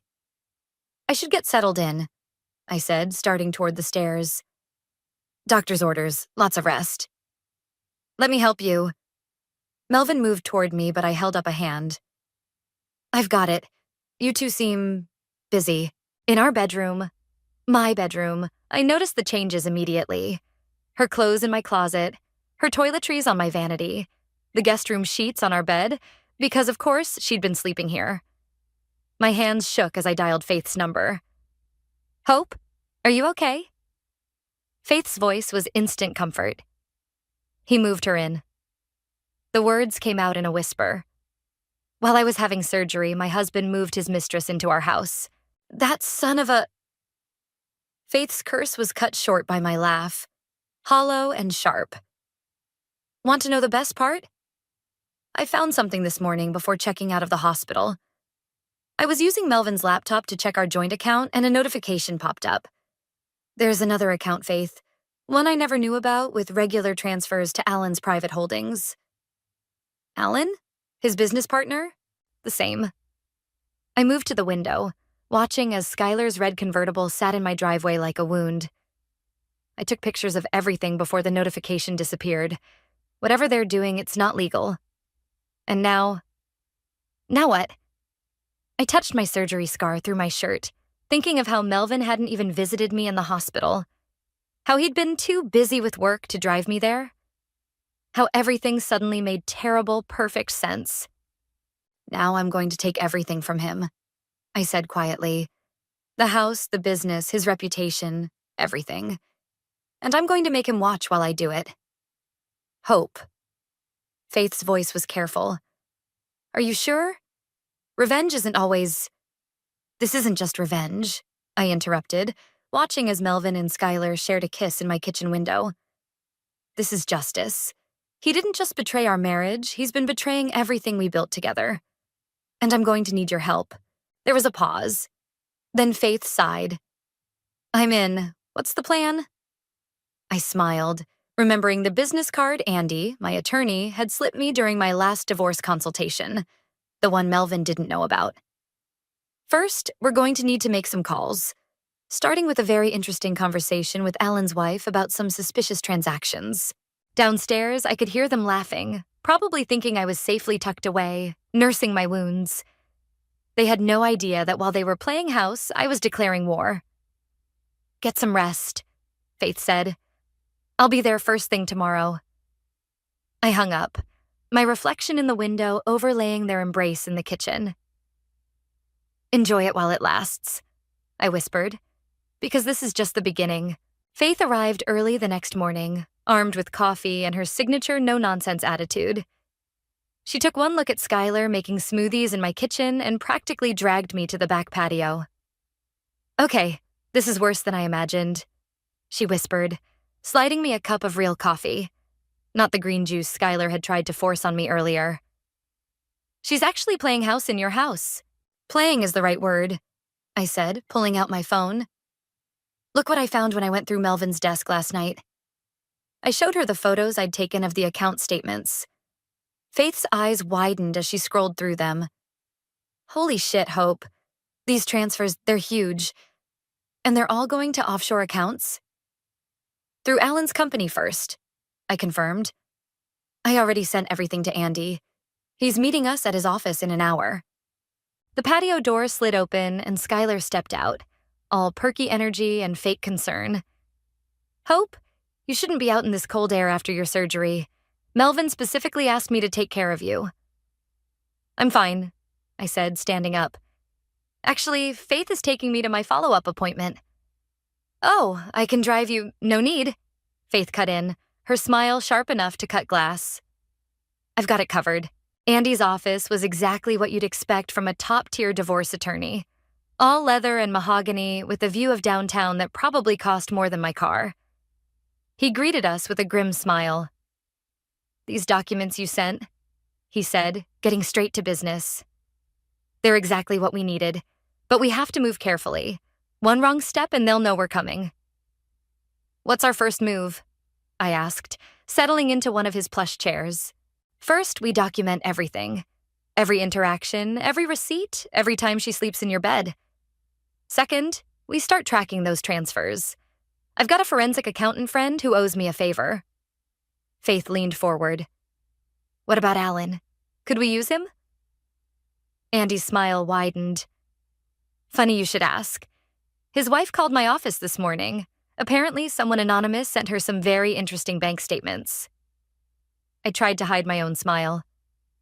How unfortunate for him.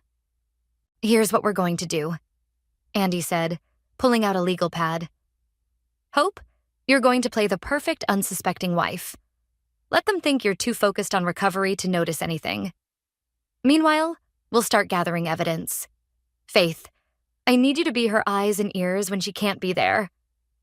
"Done," Faith said without hesitation. "I can also talk to some people at the country club. Melvin's not exactly subtle. There might be others who've noticed things." "Perfect." Andy turned to me. "And Hope, I know this will be hard, but you need to stay calm no matter what they do. The moment they suspect something, this all falls apart." I thought about Skylar wearing my clothes, sleeping in my bed, using my things. "I can handle it." "There's one more thing," Andy said, his expression serious. "These financial records, this isn't just about divorce anymore. This is fraud, possibly money laundering. When we move, it has to be all at once. They can't have time to hide the money or destroy evidence." "How long?" I asked. "Give me 2 weeks to get everything in order. Use that time to gather what you can. And Hope?" He caught my eye. "Don't let them see you coming." Back in the car, Faith gripped the steering wheel tight. "Can you really do this? Live with them, pretend everything's okay?" I watched the city scroll past the window. "You know what Melvin said to me this morning? He said he was trying to make this easier for me. Like moving his mistress into our home while I was having surgery was some kind of favor." "Bastard. The thing is," I continued, "he actually believes it. He thinks I'm so weak, so dependent on him, that I'll accept anything to keep our marriage. He has no idea who I really am." Faith reached over and squeezed my hand. "Show him." When we pulled up to my house, Skylar's car was gone, but there was a strange man leaving through the front door. He looked familiar, one of Alan's accountants, I realized. "Looks like they're already scrambling," Faith observed. I checked my phone. 3 missed calls from Alan. "Good. Let them scramble." "You're scary when you're plotting revenge, you know that?" I thought about the years I'd spent building a life with Melvin, all while he was building something else behind my back. "I'm not plotting revenge," I said, opening the car door. "I'm delivering justice. There's a difference." "And what's the difference?" I smiled, thinking of the evidence safely stored in Andy's office. "Revenge is emotional. Justice is strategic. And I'm very, very good at strategy." The confrontation with Skylar happened on a Tuesday afternoon, exactly 9 days into my surveillance operation. I'd been documenting everything meticulously. Photos, videos, conversations recorded on my phone, when she cornered me in the laundry room. "We need to talk," she said, blocking the doorway. "About your snooping." I continued folding laundry, careful to keep my voice neutral. "I live here. It's not snooping." "I saw you in Melvin's office last night, going through his desk." She crossed her arms, trying to look intimidating. "He won't like that." "Interesting." I set down the towel I was folding. "Are you going to tell him? Because I have some things to tell him too. Like how you've been meeting Alan at the Riverside Hotel every Thursday." Her face went pale. "How did you... Or maybe we should discuss those interesting phone calls you've been making to his competitor's office." I pulled out my phone, showing her the call log I'd obtained. 4 calls last week alone. Melvin might be interested in that. "You're bluffing." "Try me." I stepped closer. "You're not the only one who can play games, Skylar. The difference is, I'm better at them. She grabbed my arm. Listen, you bitter old... The sound of the front door opening cut her off. Faith's voice rang through the house. Hope, you ready for lunch? I yanked my arm free, smiling as I noticed the red marks her fingers had left. Perfect. In here, Faith, just documenting some interesting bruises from our house guest. Faith appeared in the doorway, phone already recording. Got it all on video, honey. Want me to send it to Andy now or later?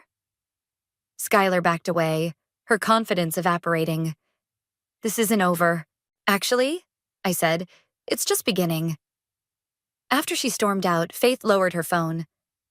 That was beautiful, but she'll run straight to Melvin. I'm counting on it. I pulled out my own phone, sending a quick text to Andy. Because in about 10 minutes, Alan's wife is going to call Melvin about some very interesting credit card charges at the Riverside Hotel. Faith's eyes widened. You didn't. I did. And when Melvin confronts Alan, he'll mention Skylar's calls to their competitor. By dinner, they'll all be too busy suspecting each other to notice what we're really doing. Right on cue, my phone buzzed with a text from Andy. Alan's wife made the call. Stand by for fireworks. We didn't have to wait long. Within an hour, Melvin's car screeched into the driveway. He burst through the front door, face red with anger. Skylar, he shouted, get down here. I sat calmly at the kitchen island, pretending to read a magazine while Faith worked on her laptop nearby. Skylar descended the stairs, looking nervous. What's this about you meeting Alan? Melvin demanded. What? Who told you that? His wife just called me. Said you've been meeting him at hotels, making calls to our competitors. He turned, finally noticing me. Did you know about this? I looked up innocently. Know about what? I've been focusing on my recovery, remember? Like you wanted. The front door opened again and Alan stormed in. Melvin, we need to talk. Now. About how you've been sleeping with my girlfriend? About how your girlfriend's been selling our information to Jackson Industries. I caught Faith's eye across the kitchen. She was still recording everything, trying not to smile. That's ridiculous, Skylar protested. Melvin, he's lying. Then explain these. Alan threw down a stack of phone records. And the hotel receipts. As they argued, I quietly slipped upstairs to Melvin's office. With everyone distracted, it was the perfect time to grab the final piece of evidence we needed. His external hard drive.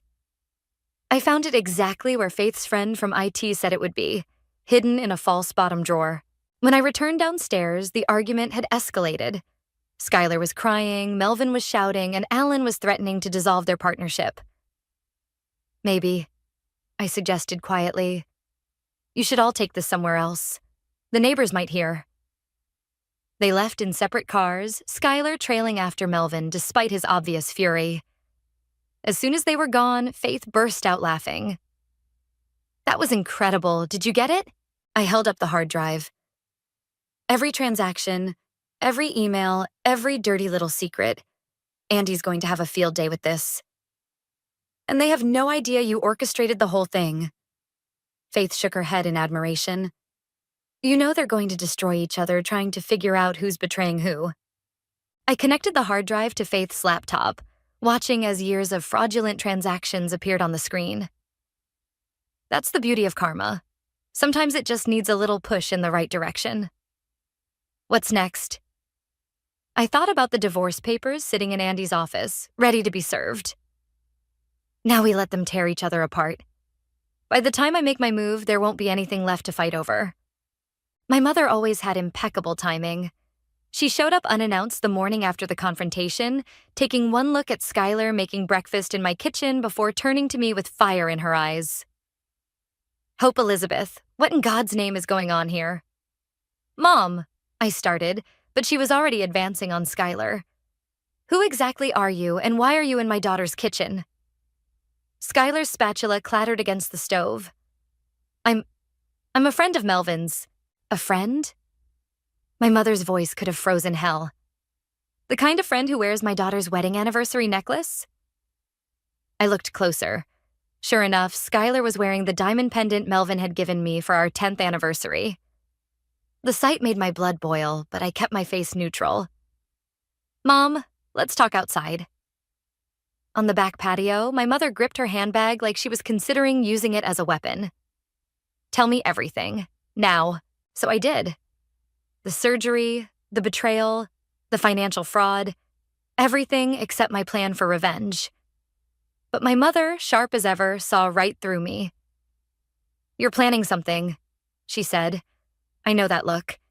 It's the same one you had before you took down that corrupt CEO at your old firm."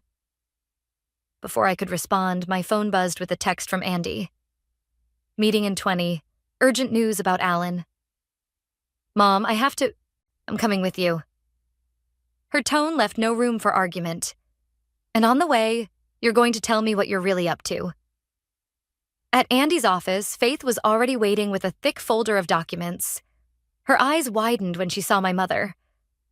"Mrs. Reynolds, I didn't expect—" "Angela, please," my mother interrupted. "Now, what's this about Melvin's business partner?" Andy cleared his throat. "Actually, this might be helpful. Mrs. Reynolds, Angela, do you remember a company called Pacific Ridge Investments from about 20 years ago?" My mother's face went pale. "How do you know that name?" "It came up in our investigation of Melvin and Alan's finances. They seem to be using the same shell company structure." "That's impossible," my mother whispered. "Pacific Ridge was shut down after—" She stopped, looking at me with horror. "After what, Mom?" She sank into a chair. "After your father's death. He was investigating them. Said something wasn't right with their books. The night of the accident, he was meeting with someone about it." The room went silent. My father's car accident had always been attributed to bad weather and worse luck. But now— "Andy," I said, my voice shaking, "what exactly did you find?" He spread out several documents. Pacific Ridge was officially dissolved in 2003, but the structure was maintained. New name, same players. And guess who was a junior accountant there at the time? "Melvin," Faith breathed. "He never told me he worked there," I said. "He said his first job was at—" "He lied," my mother cut in, "because he knew I would recognize the name. Your father." She took a deep breath. "The night he died, he said he was meeting with a young accountant who wanted to blow the whistle." The implications hit me like a physical blow. "Are you saying Melvin was involved in—" "We can't prove anything about the accident," Andy said quickly. "But we can prove he was there, that he knew your father, and that he's been running the same scheme for 20 years. Faith reached for my hand. "Hope." "Show me everything," I demanded. "Every document, every connection." As Andy and Faith laid out the evidence, my mother sat quietly, tears rolling down her cheeks. 20 years of believing my father's death was an accident, and all this time— "I want him destroyed," I said finally. "Not just divorced, not just exposed. Destroyed." "Hope." My mother touched my arm. "Revenge won't bring your father back. This isn't just revenge anymore, Mom. This is about justice. For Dad, for us, for everyone they've hurt." I turned to Andy. "How soon can we move?" "Give me 2 days to compile everything. But Hope, if we do this, there's no going back. This goes beyond fraud charges. This could implicate people in your father's death." "Good." I stood up, my decision made. Let's give them exactly what they deserve. Back home, Skylar was still in my kitchen, still wearing my necklace. She smiled nervously at my mother. "I made lunch if you'd like." My mother walked past her without a word, heading upstairs. I stayed behind, looking at the woman who had unknowingly inserted herself into a decades-old web of lies and murder. "That necklace looks lovely on you," I said softly. "Enjoy it while you can." Everything's about to change. The confusion on her face would have been comical if the situation weren't so tragic. She had no idea she was just a pawn in a game that started long before she met Melvin. A game that was finally coming to an end. The cracks in Melvin's carefully constructed world started showing at breakfast. His hands shook as he read something on his phone, coffee sloshing over the rim of his cup. Everything okay, honey? I asked, watching him from behind my own phone where I was recording everything. Fine, he snapped. Just business. Skylar reached for his phone. Let me see. He yanked it away. Don't touch my phone. The doorbell rang before she could respond. Alan stood on our doorstep, looking like he hadn't slept in days. We need to talk, he said to Melvin. Privately. I stood up. Use the study. I was just leaving anyway. But instead of leaving, I went to the guest room where Faith had helped me install a small recording device the day before. Through my earphones, I could hear everything. They're asking questions about Pacific Ridge. Alan's voice crackled through. About what happened in '03. That's impossible. We buried that years ago. Well, someone's digging, and they're asking about Thomas. My father's name. My hands clenched into fists. It was an accident, Melvin insisted. Everyone knew that. Was it? Alan's voice rose. Because I've spent 20 years wondering if you actually... Shut up. Something slammed. Probably Melvin's fist on the desk. No one can prove anything. Someone's already proving it. The SEC called this morning. They're auditing everything, Melvin. Everything. A pause, then Melvin spoke quietly. We need to clean house. All the records, all the accounts. It's too late. They've frozen everything. My phone buzzed. A text from Andy.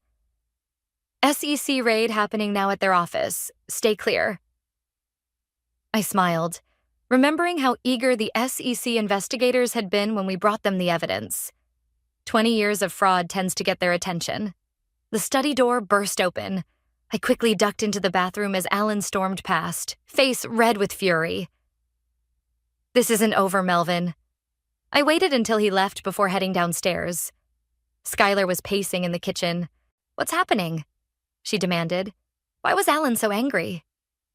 Maybe you should ask Melvin, I suggested. Or better yet, ask him about Pacific Ridge investments. Her eyes narrowed. What's Pacific Ridge? The company where my father caught them cooking the books 20 years ago, right before his convenient accident. The color drained from her face. What are you talking about? Ask Melvin. I'm sure he'll tell you all about it, or... I pulled out a business card. You could talk to the SEC investigators. They're very interested in hearing from anyone involved. She snatched the card. You're lying. Melvin would never... $5 million. I cut in. That's how much they embezzled through Pacific Ridge before my father caught them. Want to guess how much they've taken since then? The front door slammed again. Melvin rushing out to his car.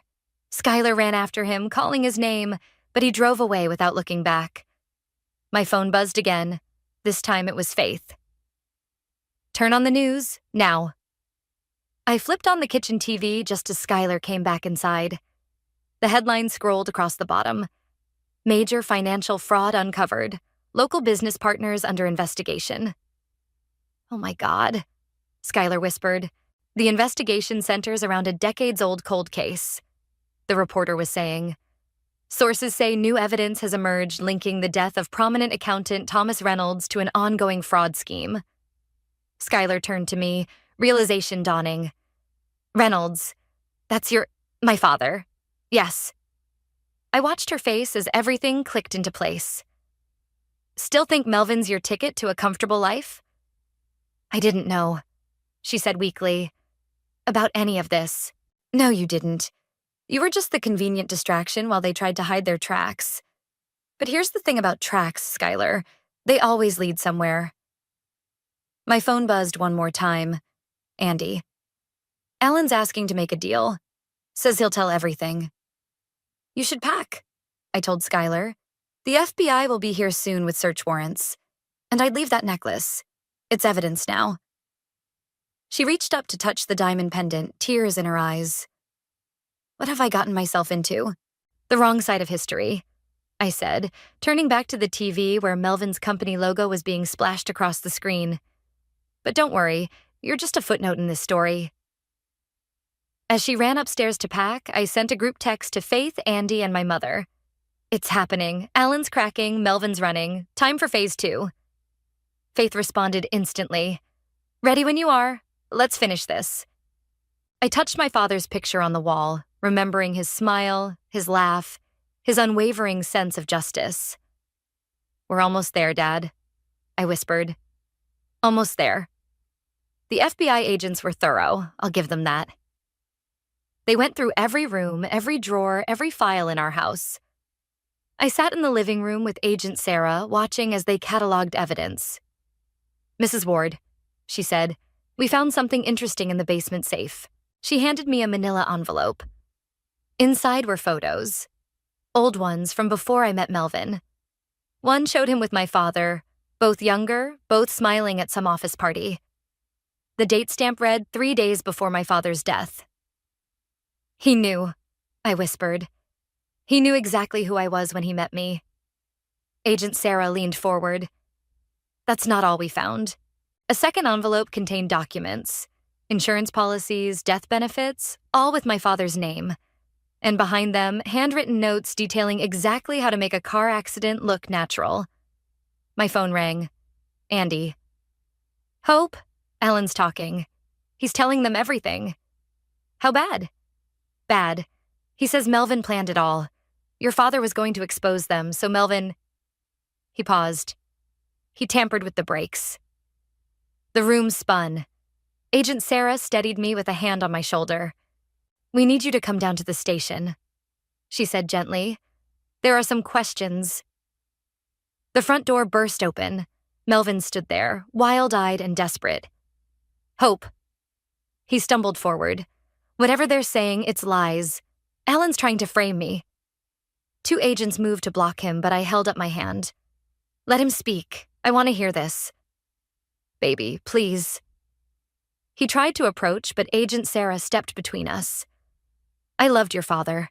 He was my mentor. I would never... Funny, I said, holding up the photos. You never mentioned knowing him. Not once in 15 years of marriage. His face went pale. Where did you get those? The same place I got these. I spread out the handwritten notes. Your handwriting hasn't changed much in 20 years, has it? Those aren't... I can explain. Explain what? My voice rose. How you murdered my father? How you married me to keep an eye on his family? How you've been running the same scam he died trying to expose? I did it for us, he shouted. Everything I did was to give us a better life. Mr. Ward, Agent Sarah cut in. I'm placing you under arrest. As they read him his rights, my phone buzzed with texts. Faith. Just watch them arrest Alan at his office. Mom. The FBI found more files at their storage unit. It's over. Andy. Divorce papers are ready. Say the word.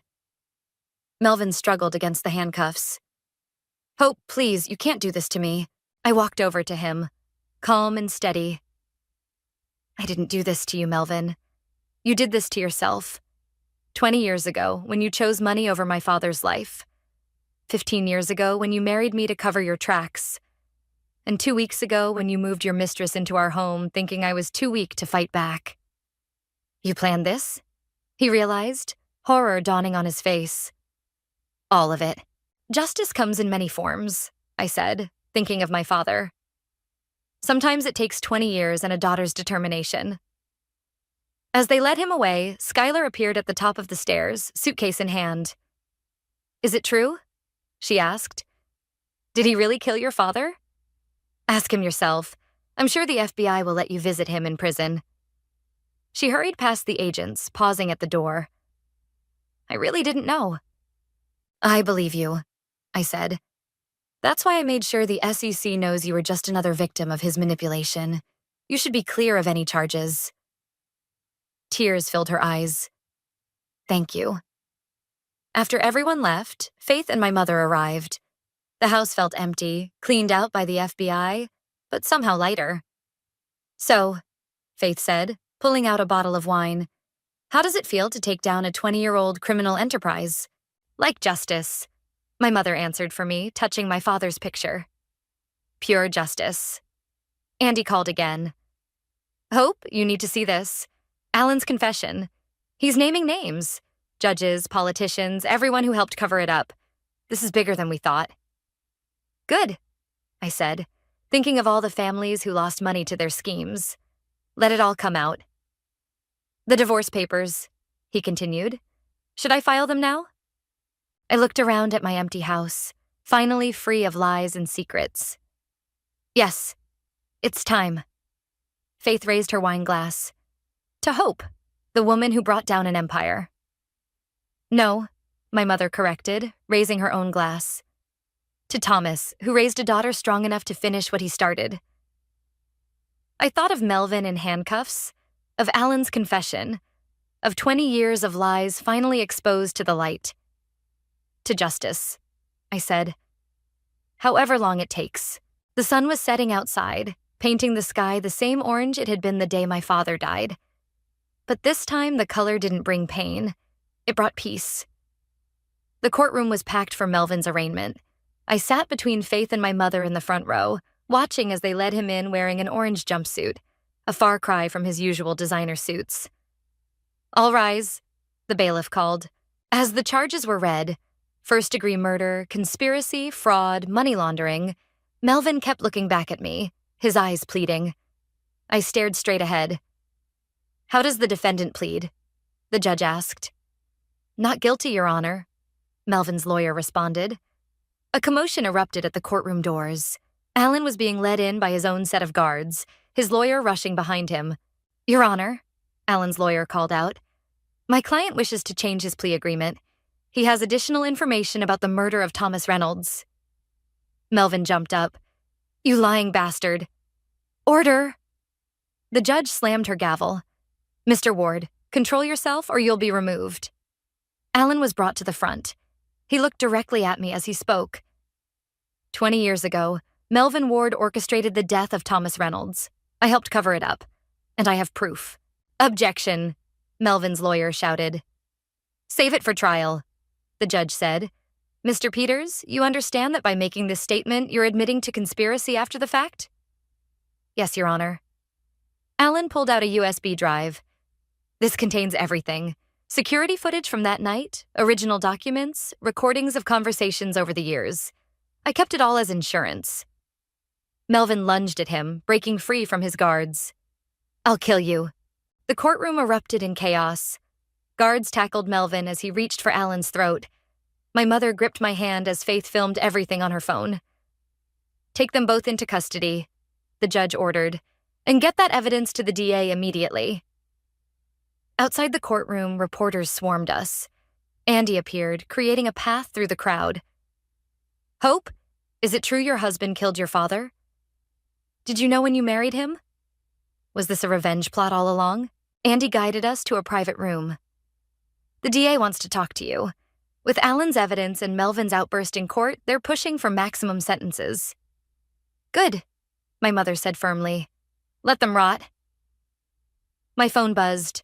A text from Skylar. Saw the news. Meeting with FBI tomorrow. We'll tell them everything I know about the offshore accounts. Smart girl, Faith commented, reading over my shoulder. Finally picked the right side. The DA entered, carrying a thick folder. Mrs. Ward, we've reviewed the new evidence. The security footage clearly shows Melvin tampering with your father's car. With this and Alan's testimony, he'll never get out. Andy finished. Neither of them will. There's more, the DA continued. The financial records implicate several prominent figures. Judges, politicians, business leaders. This could bring down half the city's elite. Do it, I said. Every last one of them. Later that evening, we gathered at my mother's house. The news was playing footage from the courtroom, showing Melvin's attack on Alan on repeat. Look at this, Faith said, scrolling through her phone. Your story's gone viral. Justice for Thomas is trending. People love a good revenge story, Andy commented, pouring more wine, especially when the bad guys actually get what they deserve. My mother brought out an old photo album. I found this today. Your father's last family photo. The picture showed all three of us at a park, laughing at something off camera. I was 12, gap-toothed and happy. not knowing it would be our last photo together. He'd be proud, my mother said softly. Not just of the justice, but of the woman you've become. A breaking news alert flashed on TV. Breaking: additional arrests made in Reynolds' murder case. Former Judge Marcus and Police Commissioner Stevens taken into custody. The dominoes are falling, Andy said. Once Alan started talking, everyone's rushing to make deals. Faith raised her glass. To the power of karma. And patience, my mother added. And evidence. Andy chimed in with a smirk. I thought about Melvin in his cell, probably realizing his entire world was crumbling. About Alan spilling decades of secrets. About all the corrupt power players watching their empires collapse. My phone buzzed one last time. A text from Agent Sarah. Found the missing millions, every penny accounted for. Ready to discuss restitution tomorrow? I showed the message to Andy, who grinned. Perfect timing. The divorce hearing is tomorrow, too. So what's next? Faith asked. I looked at my father's photo, then at the TV showing Melvin's meltdown in court, and finally at the family surrounding me. The real family who'd helped bring justice after 20 years. Next, I said, we make sure everyone who helped cover up my father's murder faces consequences. Then we use the restitution money to set up a foundation in his name, helping expose corporate fraud and protecting whistleblowers. He would have loved that, my mother whispered. Outside, reporters were still camped on the lawn, waiting for statements. But in here, surrounded by truth and justice at last, I finally felt at peace. The gavel struck with finality as the judge delivered Melvin's sentence. Life imprisonment without the possibility of parole. I sat perfectly still, watching my ex-husband's shoulders slump as the reality hit him. Alan had already received his 20-year sentence last week for his role as an accessory. Hope! Melvin called out as they led him away. Please. I stood up, finally ready to speak the words I'd held back for months. My father begged too, didn't he? Right before you killed him? His face crumpled. For the first time, I saw real remorse in his eyes. I'm sorry. God, I'm so sorry. Save it for your prison counselor. Outside the courthouse, Faith handed me a tablet showing the morning's headlines. Corporate fraud ring dismantled. 32 prominent figures indicted. Below that, Thomas Reynolds Foundation launches whistleblower protection program. The first case just came in, Faith said. Another accounting firm, similar pattern of fraud. Send it to Andy, I replied. And call Agent Sarah. She'll want to... Hope! A familiar voice cut through the crowd. Skylar pushed through the reporters, clutching a folder. I found something else. In one of Melvin's old storage units. She handed me the folder with shaking hands. Inside were letters, dozens of them, all written by my father in the weeks before his death. Letters documenting everything he'd discovered, addressed to the SEC but never sent. He was going to expose everything, I said softly. Not just the fraud, but the whole network. There's more. Skylar pulled out a final letter, this one addressed to me. He wrote this the day he died. My mother appeared at my side as I opened it. The paper was aged, but his handwriting was clear. My dearest Hope, if you're reading this, something has gone wrong. I've discovered things that powerful people want to keep hidden. But remember what I always told you. Truth finds a way. Stay strong. Stay honest. And never let anyone make you feel powerless. All my love, Dad. We did it, Dad, I whispered. We found the way. Andy approached with more news. The restitution hearing just ended. The judge approved everything. Full recovery of all stolen funds plus damages. The foundation is fully funded. And Melvin's offshore accounts? Faith asked. Seized. Every penny going to the victims. My mother squeezed my hand. Thomas would have loved this part best. The money going back to the people they stole from. A young reporter pushed forward. Mrs. Ward, how does it feel to see justice served after 20 years? I thought about my answer carefully. Justice isn't just about punishment. It's about restoration, about making things right. And what about the foundation? Another called out. Why focus on protecting whistleblowers? Because my father died trying to tell the truth. The foundation ensures no one else has to make that choice. Back at my mother's house, where it all started, Faith was setting up for the foundation's first board meeting. Skylar had agreed to testify against the remaining defendants in exchange for immunity and a position helping other whistleblowers come forward. The first case looks solid, Andy said, reviewing files. Similar pattern to what your father found. Hidden accounts, falsified records. But this time, Faith added, they won't get away with it. Agent Sarah arrived with fresh evidence from the ongoing investigation. 3 more arrests this morning. The whole corrupt network is falling apart. I walked to my father's photo, now hanging prominently in the foundation's conference room. Next to it was a plaque with his favorite quote, "Truth finds a way." You know what's ironic? My mother said, joining me. Melvin thought marrying you would protect his secrets. Instead, he gave you the perfect position to expose them all. Karma works in mysterious ways. Faith quipped. My phone buzzed. Another whistleblower coming forward, inspired by our story. Another chance to protect someone brave enough to speak up. Ready for the next case? Andy asked. I looked around the room at my unlikely team. Faith with her unwavering loyalty. Andy with his legal brilliance. Skylar with her insider knowledge. Agent Sarah with her dedication to justice. And my mother with her unshakable strength. You know what Dad would say. I smiled. Truth finds a way. Through us, my mother added. Through us, everyone echoed. Outside, the sun was setting on one chapter of our lives, but I wasn't sad. We had transformed a 20-year-old tragedy into a force for good, a way to protect others from suffering the same fate. The foundation's phone rang again, another whistle ready to blow, another truth ready to find its way into the light.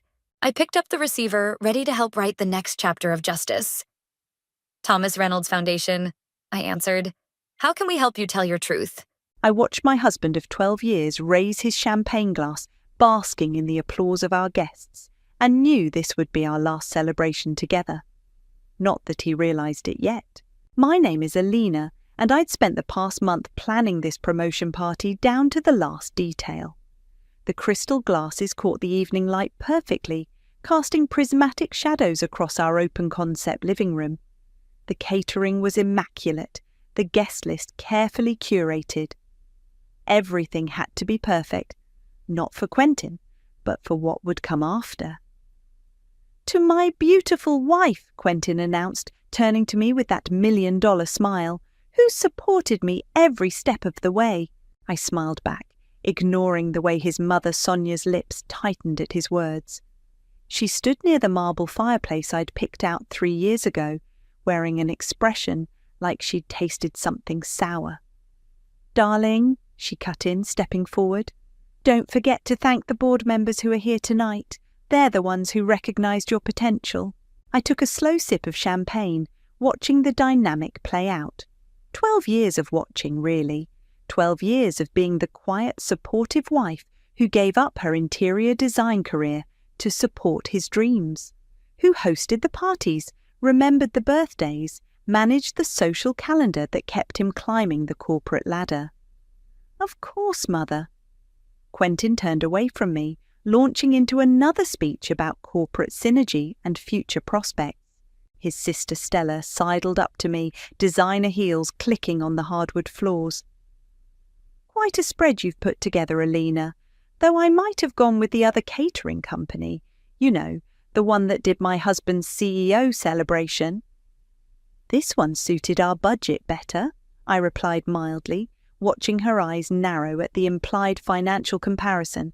The party flowed around us like an orchestrated dance. Quentin's brother Trevor worked the room, probably hunting for job leads. Stella's husband bragged about his latest acquisition. And I kept smiling, topping off glasses, playing the perfect hostess while catching snippets of whispered conversations. Can't have someone so ordinary representing the family now. Executive position requires a certain image. Time for him to upgrade in all areas. Around 10, as the last board member left, Sonia made her move. She cornered me in the kitchen while I was arranging leftover hors d'oeuvres into containers. "Alina, dear, we need to talk." Her voice dripped with artificial sweetness. "Quentin, come here." My husband appeared, slightly drunk and loose-limbed. He wouldn't meet my eyes. "Now that Quentin's made executive vice president, certain changes are necessary," Sonia continued. "The family has discussed this at length. You've been adequate as a wife during his climbing years, but this position requires someone more suited to high society." I set down the container I was holding, very carefully. "I see. Don't make this difficult," Quentin finally spoke, still looking somewhere over my left shoulder. "We've already found you a nice apartment downtown, 3 months paid rent, very generous severance package." "Severance package?" I repeated. "Like I'm being fired from a marriage." "Don't be crude," Sonia snapped. "We expect you to be out by the end of the week. The house will need to be ready for redecorating." I looked around our kitchen, my kitchen, taking in the custom backsplash I'd designed, the high-end appliances I'd researched for months. Then I looked at my husband, this man I'd invested 12 years in, who was now swaying slightly and checking his phone. "When?" I asked quietly. "What?" "When did you start planning this?" Sonia answered for him. "That's irrelevant. What matters is you'll leave quietly, with dignity. Unless you'd prefer we involve lawyers." I felt a smile spread across my face, small, serene, nothing like the screaming they clearly expected. "No need for lawyers. Not yet, anyway." I untied my apron and hung it precisely on its hook. "I'll pack a bag tonight." The relief on their faces was almost comical. Quentin actually looked surprised. He'd clearly expected more of a fight. But then, he'd never really known me, had he? Not really. Not the way my grandmother had, when she'd taught me about protecting myself, about playing the long game. "Well," I said, heading for the stairs, "I should start packing." "Alina," Quentin called after me, a hint of confusion in his voice. "You're taking this better than expected." I paused on the third step, looking back at them. Mother and son, standing in my kitchen, already discussing paint colours and renovation plans. "Oh, I believe in karma," I said softly, "and karma always collects its debts." They laughed, the sound echoing off the imported Italian tiles I'd spent months sourcing. Let them laugh. They had no idea what was coming. The next morning, I packed exactly 1 suitcase, just enough clothes for a week, my laptop, and the small wooden box my grandmother had given me before she died. Behind me, I could hear Sonia directing the movers she'd already hired to refresh the house. "Alina, darling," she called up the stairs, "don't forget to leave the spare keys on the counter." I pulled out my phone and dialed a familiar number. "Lincoln, I'm ready for that meeting now." "Finally," my lawyer replied. "I've had the paperwork ready for months." Downstairs, I found Quentin in his home office, already interviewing interior designers. A young woman with perfect highlights was spreading fabric swatches across his desk. "I'm heading out," I announced from the doorway. He barely looked up. "The apartment keys are on the kitchen counter, 3 months like we discussed." "That's generous of you," I said, keeping my voice neutral, using my kitchen counter to leave keys to an apartment I never asked for. That made him look up, confusion flickering across his face. "Your kitchen? Alina, don't start being difficult now." "Wouldn't dream of it." I turned to leave, then paused. "Oh, by the way, your mother might want to hold off on hiring contractors, just for a day or 2. Before he could respond, I walked out, leaving my house keys on my kitchen counter. I didn't need them anymore. Lincoln's office was exactly as I remembered it, all dark wood and leather, with a view of downtown that my father used to love. He stood as I entered, giving me a quick hug before getting down to business. "You've got perfect timing," he said, pulling out a thick folder.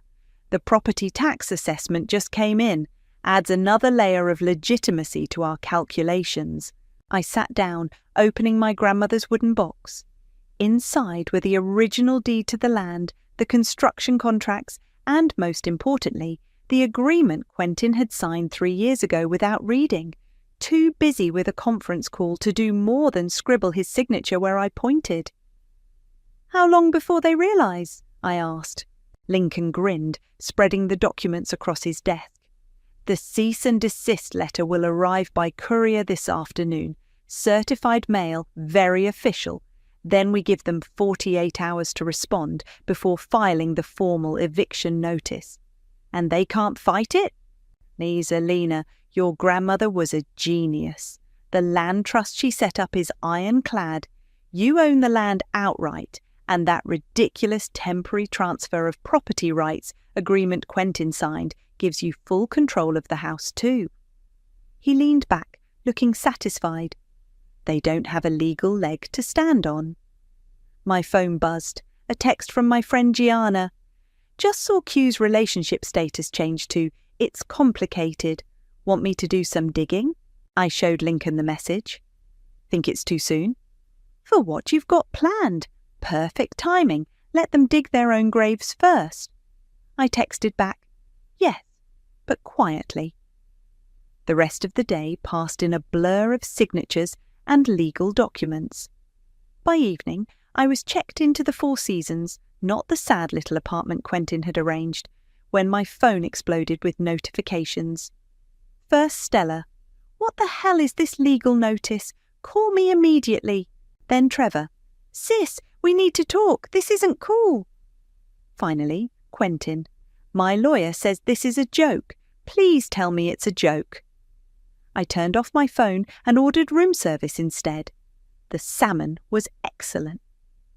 The next morning, I met Gianna for coffee. She slid her tablet across the table, showing me a fresh Instagram post.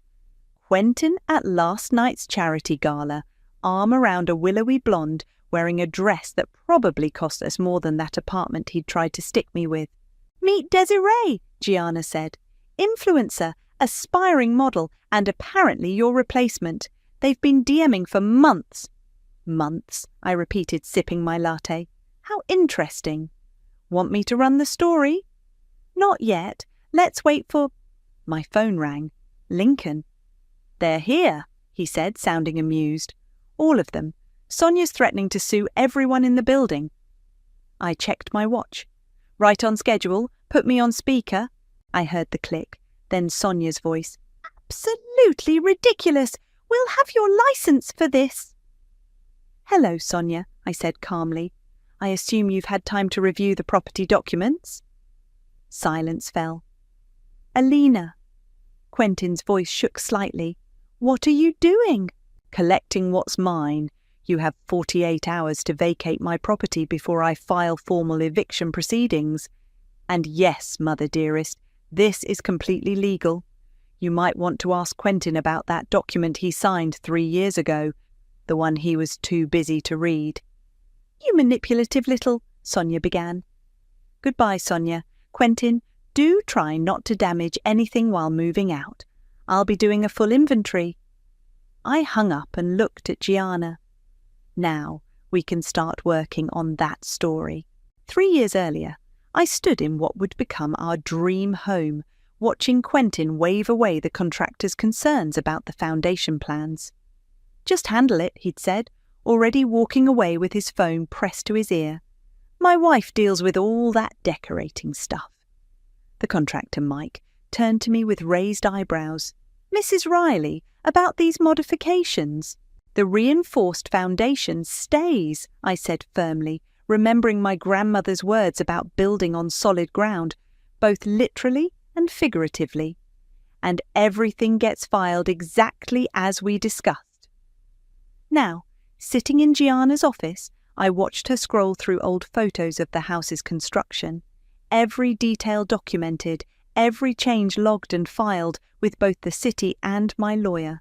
"This is gold," Gianna said, clicking through the images. "Look at this one. Quentin signing papers while on his phone, not even looking. And here's Sonia criticising your choices while you're literally paying for everything." My grandmother's inheritance built that house, I said quietly, every penny documented, every transaction traced. Speaking of traces, Gianna turned her laptop around. Your replacement's been busy. Desiree's Instagram feed filled the screen. Photos of her and Quentin at charity events, private dinners, exclusive clubs, all dated weeks before I'd been thrown out.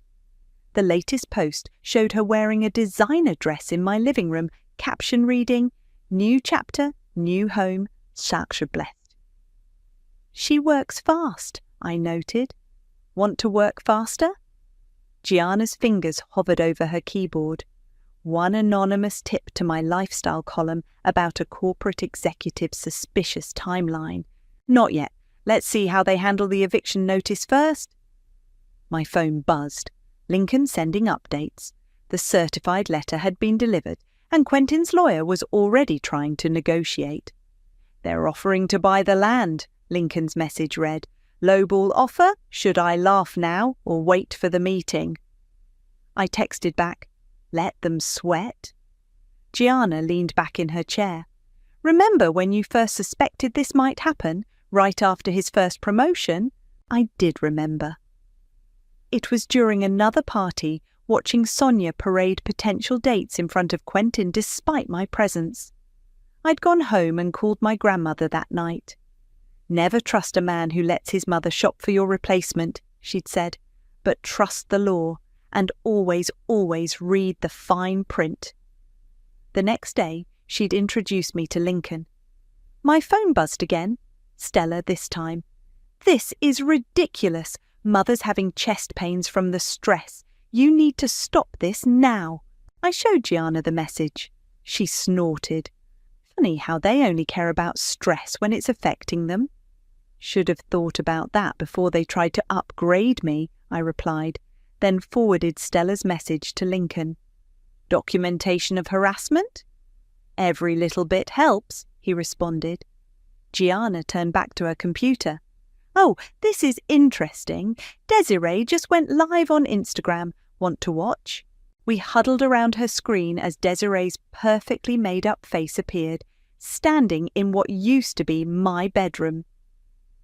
Just a little drama with the old house, she was saying, flipping her hair. But Quentin assures me it's nothing to worry about. We're already planning the most amazing renovations, though this awful backsplash has to go immediately. I felt my jaw tighten. I'd designed that backsplash myself, incorporating elements from my grandmother's old home. Save that video, I told Gianna, evidence of attempted property alterations without owner consent. Already downloading, she grinned. Want to see something else interesting? Check out the comments. The live stream was filling with questions. Whose house was it before? Didn't Quentin just get divorced? Wait, wasn't he married like last week? Desiree's perfect smile faltered slightly as she tried to keep up with the comments. Oh, that's all just boring legal stuff. We're focusing on the future, right, babe? Quentin appeared in the frame, looking significantly less polished than usual. Desiree, maybe we should wait on the renovation plans. But you promised. Her voice took on a whiny edge. You said once the old furniture was gone. Stream ended, Gianna announced as the screen went black. Trouble in paradise already. My phone lit up with another message from Lincoln. They're trying to file an emergency injunction. Want to tell them about the back taxes they owe on the property they've been occupying without a lease.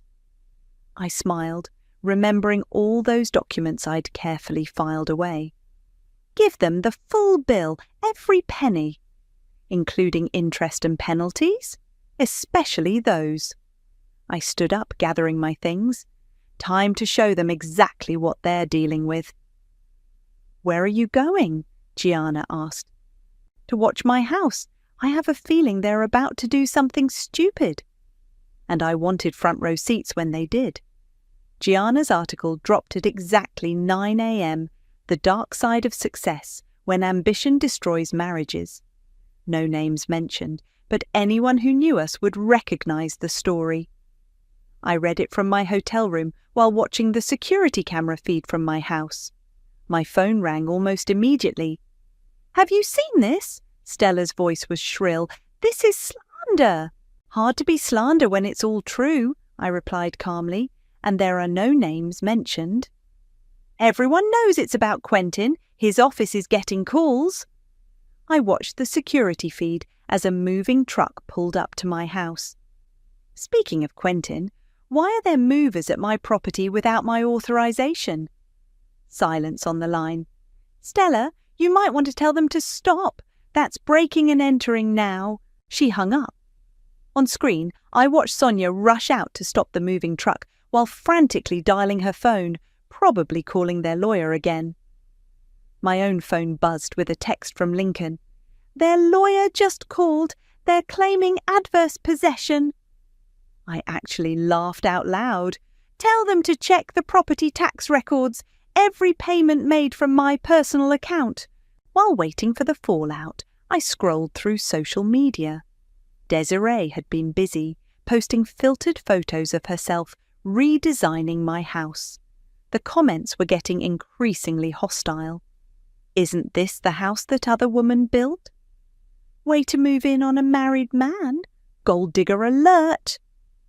Desiree's response was to post a tearful story about haters and jealous people who don't understand true love. She tagged Quentin, who hadn't responded. Around noon, a massive bouquet arrived at my hotel room, no card. I called the florist. "Oh yes," the clerk said cheerfully. "Mr. Quentin ordered those, said to tell you he's ready to negotiate." I sent the flowers back with a note. "Negotiations closed. Eviction proceeds as planned." Then I ordered 3 identical bouquets sent to their lawyer's office, each with cards reading, "Thank you for your continued cooperation in the eviction proceedings." Gianna called mid-afternoon. "You're trending locally.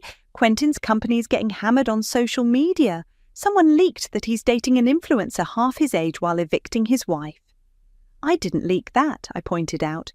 "No, but Desiree's posts did. She's not exactly subtle." Gianna paused. "Oh, and your mother-in-law just tried to have me fired." "Tried?" "My editor laughed her out of the building. Apparently, she's been calling everyone who might have influence, trying to suppress the story. It's only making more people interested." I checked my security feed again. Sonia was pacing in my driveway, gesturing wildly while on the phone. Trevor had shown up and was arguing with Quentin on the front lawn. "They're turning on each other," I observed. "That's what happens when you build relationships on status instead of loyalty," Gianna said. Speaking of status, Quentin's company just released a statement. She sent me the link. "We are aware of the personal matters involving our executive team and are handling them internally. We remind the public that private legal disputes should remain private." My phone buzzed with another text from Lincoln. "They're offering double the property value." "Not for sale," I replied. "Triple? The house isn't for sale at any price, but they're welcome to rent it at market value plus damages." I watched through the security camera as Lincoln's latest message was delivered. Quentin opened it right there on my front lawn. His face went pale. "What did you send him?" I asked Lincoln. "The bill for 3 years of unpaid rent, plus penalties for unauthorized occupancy and attempted property modifications. Just over $2 million. On screen, Trevor grabbed the paper from Quentin's hands. His mouth fell open. "How long do they have to pay?" I asked. 48 hours, or we proceed with formal eviction and property seizure." Sonia was reading the paper now, her face turning an alarming shade of red. She started jabbing her finger at Quentin's chest. I turned up the volume on the security feed just in time to hear her scream. "You signed this without reading it. What kind of idiot are you?" "Mother, please," Quentin tried to calm her. "We can figure this out." "Figure it out. She owns everything. The land, the house, even the improvements we made. How do you figure out $2 million in 2 days? Trevor threw up his hands. "I told you this was a bad idea, but no, you had to push him to upgrade to someone more suitable. Well, look where that got us." My phone lit up with a text from Quentin. "Can we talk? Please? Just us." I watched him on screen, standing in my driveway looking lost while his family imploded around him. "No," I texted back, "but you can start packing." The private dining room at Leblanc was quiet enough to hear a pin drop. Quentin sat across from me, looking like he hadn't slept in days. His usually perfect suit was slightly wrinkled, and his designer watch was missing, probably pawned in a desperate attempt to raise funds. "You look terrible," I observed, sipping my water. $2 million, Alina? That's insane." "Market rate for the property, plus penalties, plus interest." I pulled out a folder and slid it across the table. "All itemised, all legal." He flipped through the pages, his face growing paler. "The structural modifications? You mean the ones Desiree announced on Instagram before getting proper permits?" "Yes, those added quite a bit to the total." "She didn't know that it wasn't your house to renovate." "Clearly." The waiter appeared. "I ordered the most expensive item on the menu. Quentin just asked for coffee." "Mother's furious," he said after the waiter left. "She's talking about suing you for emotional distress." I actually laughed. "Please encourage her. I'd love to countersue for harassment." "Stella and Trevor aren't speaking to either of us. They're saying we ruined the family's reputation." Funny how quickly family loyalty crumbles when money's involved. His phone buzzed. He glanced at it and winced. "Desiree's not happy either. She thought—" "That she was getting a ready-made luxury lifestyle," I finished for him. "Instead, she got a man who can't even afford his coffee right now." "I can still pay for coffee," he snapped, then deflated. "But the company, they're putting me on administrative leave. Something about public relations concerns." "Karma's interesting that way." He leaned forward, desperate now. "Look, I know I handled this badly." "Badly?" I cut him off. "You let your mother orchestrate throwing me out of my own house so you could move in your Instagram model girlfriend. Badly doesn't begin to cover it." "I'll make it right. Just tell me what you want. Name your price." My lunch arrived. Wagyu beef that cost more than Quentin probably had in his account right now. I cut into it slowly, savouring the moment. "What I want," I said carefully, "is for you to understand exactly what you threw away. Not just me, but everything I built while you were too busy climbing the corporate ladder to notice. The house is just a symbol. Every detail in that house, every fixture, every design choice, I made it while you were ignoring me. I built our life while you planned to replace me." His phone buzzed again. This time I caught Desiree's name on the screen before he turned it face down. "She's moving out," he admitted. "Says she can't handle the drama." "No trust fund baby wants a boyfriend who can't afford her lifestyle," I agreed, "especially one who's about to be evicted." "About that," he pulled out a wrinkled document. "Mother found an investor. We can pay the $2 million, but we need more time." I held up my hand. "The deadline stands, 48 hours, or we proceed with eviction." "Be reasonable." "I'm being reasonable. I could have had you arrested for attempting unauthorized renovations. Instead, I'm giving you time to leave gracefully." His face hardened. "You planned this, all of it. The land trust, the contracts, everything." "Oh, Quentin, I just protected myself while you were busy protecting your ego." I dabbed my lips with the napkin. "Your mother taught me that, actually. All those years of watching her manipulate everyone around her. I learned a lot." "So this is revenge?" "This is consequences. You chose status over loyalty. Now you get to experience life without either." His phone buzzed a third time. He checked it and went pale. "Problem?" "Desiree. She just posted about finding evidence of your premeditated financial trap in the house. She's threatening to expose you." I smiled and pulled out my own phone, showing him the cease and desist letter Lincoln had already prepared. "You mean the evidence she obtained by breaking and entering? The evidence she just admitted to stealing on social media? Quentin put his head in his hands. When did you become so calculated, strategic, or just unwilling to be discarded? I stood up, dropping my napkin on the table. Check's on you. Consider it the first instalment of what you owe me. Alina, please. 48 hours, Quentin. And tell Desiree that if she posts one more thing about me or my house, she'll be hearing from my lawyers next. I walked out, leaving him with the bill he couldn't afford and the realization that he'd underestimated me for the last time. The moving trucks arrived exactly 48 hours later. I sat in my parked car across the street, watching the chaos unfold through my windshield. Sonia was directing the movers like a general commanding troops, while Stella supervised the packing of what she claimed were family heirlooms. My phone buzzed with a text from Lincoln.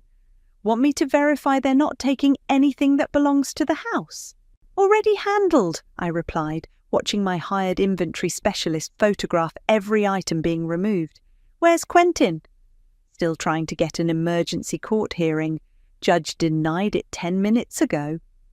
A sleek red convertible screeched to a halt in front of the house. Desiree jumped out, designer sunglasses barely hiding her tear-streaked makeup. You can't just leave, she screamed at the house. We had plans. What about my influencer house tour series? Quentin emerged from the garage carrying a box of his belongings. Not now, Desiree. Not now? I turned down a sponsored trip to Bali for this. My followers were counting on seeing the renovation. I rolled down my window slightly to hear better. There is no renovation, Quentin snapped. There's no house. There's no money. It's over. Over? Desiree's voice hit a pitch that probably disturbed local dogs. What do you mean over? He means, Sonia cut in, that thanks to his ex-wife's manipulative scheme, we're all being evicted, and he's being suspended from work. Happy now, Desiree? Is this enough drama for your precious followers? Desiree ripped off her sunglasses. Suspended? But what about the country club membership you promised? The summer house in the Hamptons? I couldn't help but laugh. The sound carried just far enough to make them all turn toward my car. Desiree spotted me first. You! She started marching across the street. I stepped out of my car, Lincoln's cease and desist letter ready in my hand. Careful. You're already facing potential charges for the items you removed from my house without permission. She stopped short. Your house? This was supposed to be my house, my big break. Desiree, Quentin called weakly, please don't make this worse. Ooh, worse? She whirled on him. You told me you were divorced. You said this was our fresh start. Actually, I interjected, we're not divorced yet. He never filed the papers. I smiled at Quentin. Funny oversight for someone so eager to upgrade, don't you think? Sonia dropped the vase she was carrying. It shattered on the driveway, the same driveway where she'd told me I wasn't good enough for her son. You mean, she sputtered, this whole time? Legally, I'm still your daughter-in-law, I confirmed. Not that it matters now. Desiree let out a sound between a scream and a sob. I can't believe this. I've been living with a married man. Do you know what this will do to my brand? She stormed back to her car, phone already in hand, presumably to damage control her social media. The convertible peeled away, leaving black marks on the street. Well, Trevor emerged from the house carrying his own box. That's the last of my stuff. Good luck with whatever this is. Where are you going? Sonia demanded. Away from this mess. I've got a job interview in Seattle next week. He looked at me. Nice play, Alina. Guess we should have read those contracts after all. Stella appeared next, her perfect makeup finally showing cracks. Mother, the movers need your credit card for the additional hours. What? But Quentin was supposed to... I can't, Quentin interrupted. All my accounts are frozen pending the company investigation. I checked my watch. You have 30 minutes before I call the police to remove any remaining trespassers. "You were always smarter than me, weren't you?" Quentin said quietly. "No," I replied. "I was just never as selfish as you." One by one, they loaded into their separate cars. Sonia was still muttering about lawyers. Stella was on the phone with her husband, probably begging for money. Trevor had already disappeared. Finally, only Quentin remained, standing in the driveway looking lost. "The divorce papers will be delivered tomorrow," I told him. "Don't worry, I'm not asking for alimony. The house is enough." "I really loved you once," he said. "No, you loved what I could do for you. There's a difference." He nodded slowly, picked up his last box and walked to his car. In the end, that's all it took. One box to pack away 12 years of marriage. I waited until they were all gone before walking up to my front door. The key slid into the lock smoothly, like coming home after a long trip. Inside, the house was a mess of moving debris and abandoned packing materials. But it was mine, all mine. Time to redecorate.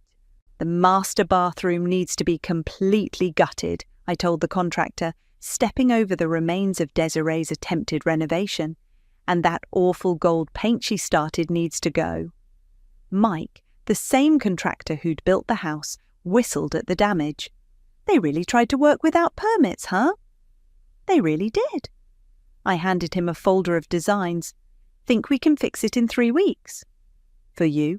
Absolutely. Though I got to ask, what's the rush?" I smiled. "It's going on the rental market. High-end, short-term luxury stays." My phone buzzed, Gianna calling, "Turn on Channel 8 News right now." I pulled up the stream on my phone, Mike peering over my shoulder. The headline scrolled across the bottom. "Local executive faces investigation over property dispute." The reporter stood outside Quentin's company headquarters. Sources say the suspension comes after allegations of unauthorized use of company resources to facilitate personal real estate transactions. This follows viral social media posts by his girlfriend, influencer Desiree Stevens, alleging fraudulent property claims. "Oh dear," I said, not feeling sorry at all. "Seems Desiree's revenge posts backfired." "That's not all," Gianna sounded gleeful. "Guess who's suing each other?" "Who?" "Trevor filed a lawsuit against Stella, claiming she stole family heirlooms during the move. Stella countersued, saying Trevor took their grandmother's jewellery. And they're both suing Sonia for apparently promising each of them the same vacation property in Florida." Mike shook his head. "Rich folks sure know how to implode."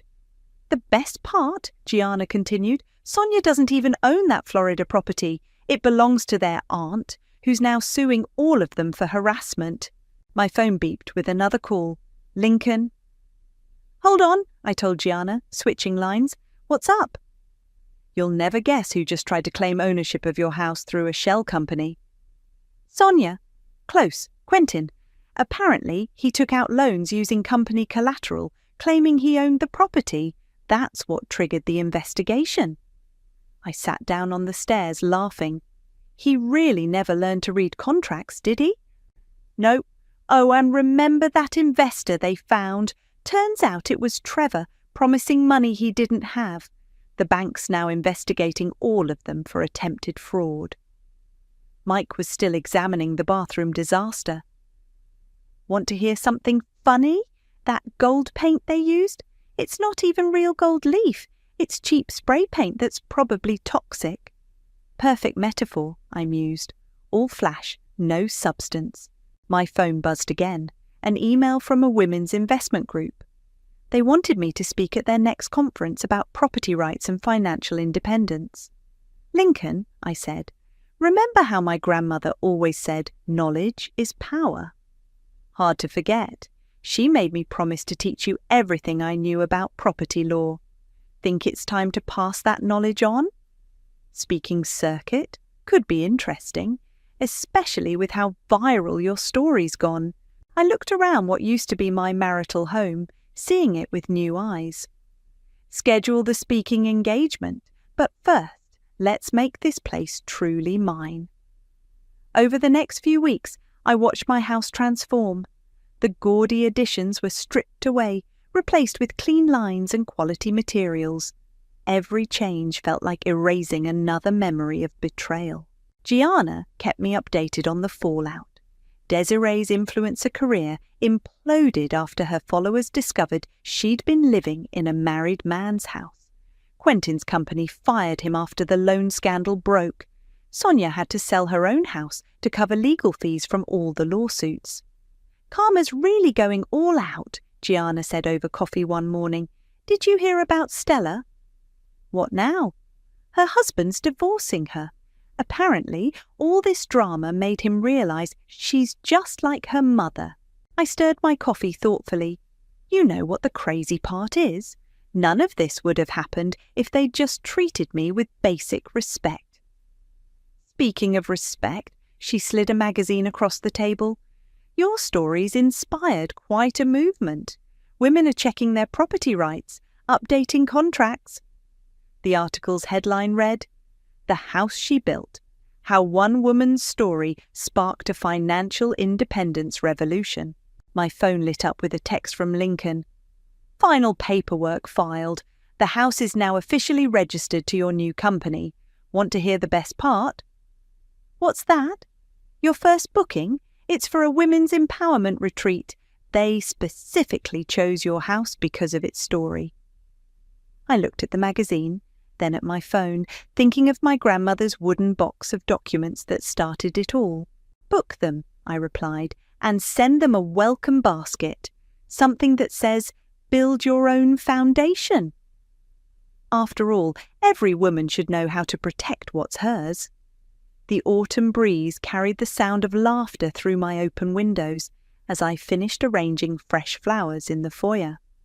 My first retreat group would arrive in an hour, and everything had to be perfect.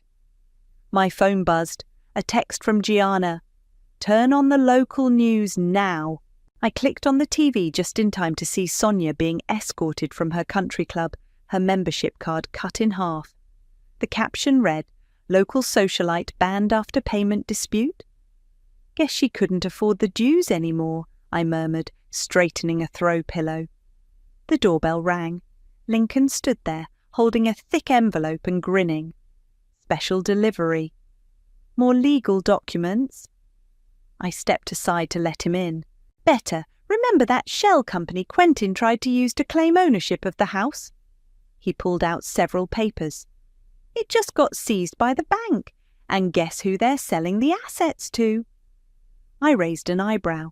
"You, at pennies on the dollar. Apparently your story impressed some people in their executive board." "Karma really does have a sense of humour," I said, just as my phone rang. Unknown number. "Alina?" Stella's voice was barely recognisable. I need your help." I put the phone on speaker. "That's unexpected." "My husband, he's doing to me what we did to you. His mother wants me out, says I'm not good enough anymore." She choked back a sob. "You were right, about everything. And? Would you teach me how to protect myself?" I shared a look with Lincoln. "Come to my first retreat. Learn with everyone else." "I can't afford—" "Consider it Karma's payment plan," I interrupted. "But Stella, this time pay attention to the fine print." After she hung up, Lincoln handed me one last document. "Speaking of Karma, Desiree's being sued by her sponsors for breach of contract. Apparently, living with a married man violated their morality clauses." The doorbell rang again. This time it was Mike the contractor, carrying a small package. "Found this behind the wall when we were fixing the bathroom," he said. "Thought you should have it." Inside was my grandmother's old journal, which I'd thought lost during the move-in years ago. A bookmark stuck out from the middle, a handwritten note in her elegant script. "Dear Alina, if you're reading this, you've finally taken back what's yours. I always knew you would. Power isn't about control, it's about preparation. Love, Grandma." Lincoln picked up his briefcase. "Ready for your first group?" "Almost." I walked to the kitchen where a row of gift baskets waited. Each contained a leather-bound notebook, a copy of Property Law Basics, and a small wooden box, just like my grandmother's. "Teaching them your secrets?" he asked. "Teaching them their power," I corrected. A final text buzzed through. "Quentin, I heard you're helping Stella. After everything we did," I typed back. "It's not about revenge anymore. It's about breaking the cycle." Then I blocked his number. Cars started pulling up outside, women arriving for the retreat. Through the window, I watched them step out, looking up at my house with hope and determination in their eyes. "Miss your grandmother?" Lincoln asked softly. "Every day?" I picked up her journal. "But I think she'd be proud, not of the revenge, but of what you built from it," he finished. The doorbell chimed one last time. This time it was Gianna carrying a stack of folders. "Registration forms?" I asked. "Better, letters from women who read your story. They're asking for more retreats, more workshops." She spread them across the kitchen island. "You started something bigger than revenge, Alina. You started a revolution." I picked up one letter, reading the desperate words of another woman facing what I'd faced. Then another, and another.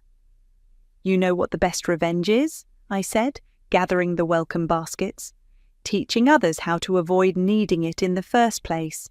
The front door opened as the first guests entered, their voices filling my house with new energy, new purpose.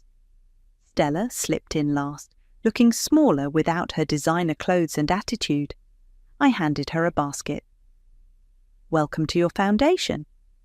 She looked confused. "I thought this was about property law." "It is." I opened my grandmother's journal to the first page. "But first, we build ourselves, then we build our houses, then we build our futures." The room filled with women ready to learn, to grow, to protect themselves. My house, once a symbol of betrayal, transformed into a beacon of empowerment. I touched the journal's worn cover one last time before addressing the group. "Ladies, welcome to the house she built. Let's begin." I stood in front of the mirror, adjusting my silk blouse for the 100th time, wondering how my fairy tale wedding had morphed into this suffocating nightmare in just 6 months. The reflection staring back at me wasn't the confident marketing executive I used to be. I barely recognized myself anymore. I'm Bailey, and I never thought I'd be the type of woman who'd let herself be pushed around by her in-laws. Yet here I was, preparing for another dreaded Sunday dinner at their house, where every bite would be seasoned with criticism and every gesture scrutinized. "Bailey, we're going to be late," Kirk called from downstairs. My husband's voice carried that edge of anxiety it always had when it came to his parents. "Mom's already texted twice." "Coming!" I grabbed my casserole dish, a recipe Rhea had passive-aggressively suggested I try to master last week. The smell of perfectly roasted vegetables filled the air, but I knew it wouldn't be good enough. Nothing ever was. The drive to their suburban fortress was tense. Kirk's knuckles were white on the steering wheel as he lectured me about proper etiquette, as if I hadn't heard it all before. "Remember to offer to help with dishes right after dinner. Last time you waited too long, and Mom noticed." I bit my tongue until I tasted blood. "Kirk, I know the drill." "I just want everything to go smoothly," he said, his voice softening slightly. "They mean well, you know that." The grand house loomed before us, all brick and judgment. Rhea opened the door before we could ring the bell, her perfectly coiffed hair and pearls a stark contrast to my simple outfit. "You're late," she said, kissing Kirk's cheek while barely glancing at me. "And Bailey, dear, didn't I mention this was a formal dinner?" I looked down at my pressed slacks and silk blouse, perfectly appropriate for any normal dinner. "I'm sorry, Rhea. I must have misunderstood." Morgan appeared behind her, martini in hand. Come in, though I do wish you'd make more of an effort to be punctual. Respect for time is respect for family." The evening unfolded like a well-rehearsed play. I helped Rhea in the kitchen while Kirk and Morgan discussed business in the study. Every move I made was wrong. I chopped the onions too roughly. I didn't fold the napkins the family way. I used the wrong serving spoon for the salad. In this family, Ria said, stirring her sauce with practiced precision, we have standards. Standards that have been maintained for generations. She paused, eyeing my casserole. I see you attempted the roasted vegetables again. Yes, I followed your recipe exactly. She lifted the lid and sniffed. Well, it's better than last time. During dinner, I sat quietly as they discussed family history, business ventures, and their country club memberships. Kirk occasionally squeezed my hand under the table, but remained silent when his mother criticized my career. I just don't understand why you insist on working such long hours, Ria said, delicately dabbing her lips. A wife's place is in the home, isn't that right, Morgan? Indeed. My mother never worked a day in her life, and she raised 3 successful children. Times have changed, I ventured carefully. Many women balance both career and family now. The silence that followed was deafening. Ria's fork clinked against her plate as she set it down. Perhaps that's why this generation's family values are crumbling. When I married Morgan, I knew my responsibility was to the family first. Bailey has some modern ideas, Kirk said weakly, avoiding my eyes. The evening culminated with Ria's coup de grace over coffee and dessert. You know, Bailey, when Kirk first brought you home, I worried you might not understand our family's traditions. And well, she smiled, all teeth and venom. I suppose mothers do know best. I felt something snap inside me. 6 months of suppressed anger and resentment threatened to burst forth, but I swallowed it down with my lukewarm coffee. As I mechanically helped clear the dishes, I caught my reflection in the dining room mirror again. Behind me, Ria was instructing Kirk about some family event, while Morgan nodded approvingly. That's when I realized this wasn't just about tonight. This was my future stretching endlessly before me, an infinite series of Sunday dinners where I slowly disappeared, piece by piece, until nothing remained but an obedient shadow in a silk blouse. As we drove home in silence, Kirk reached for my hand. That wasn't so bad, was it? I pulled away, turning to stare out the window at the passing streetlights. Something had changed inside me tonight. I didn't know what I was going to do yet, but I knew one thing for certain. I wouldn't disappear without a fight. Monday morning hit like a sledgehammer. I rushed through my morning routine, already running late for a client meeting because I'd spent an hour scrubbing the bathroom to Ria's standards. She was dropping by for a surprise inspection later. Your presentation materials are still on the kitchen counter, Kirk called out as I grabbed my keys. And Mom texted, she wants you to prepare her special pot roast recipe for dinner. I froze at the door. Kirk, I have 3 client meetings today. I can't possibly— Bailey, please. You know how she gets. Just make it work, okay? The resignation in his voice made my blood boil. I spun around to face him. When are you going to stand up to them? When are you going to be my husband instead of their son? Kirk's face hardened. You knew what you were marrying into. This is how our family works. My parents sacrificed everything to give me the life I have, and I owe them respect. Respect? Yes. Servitude? No. I grabbed my bag. I'm late for work. At the office, my friend Delaney caught me stress-eating a muffin at my desk. Rough weekend with the in-laws from hell? You have no idea. I showed her the growing list of texts from Ria about dinner preparations. She's basically turned me into her personal chef and housekeeper. Girl, you need to set some boundaries. I've tried, but Kirk— my voice cracked. He always takes their side. Have you considered couples therapy? I laughed bitterly.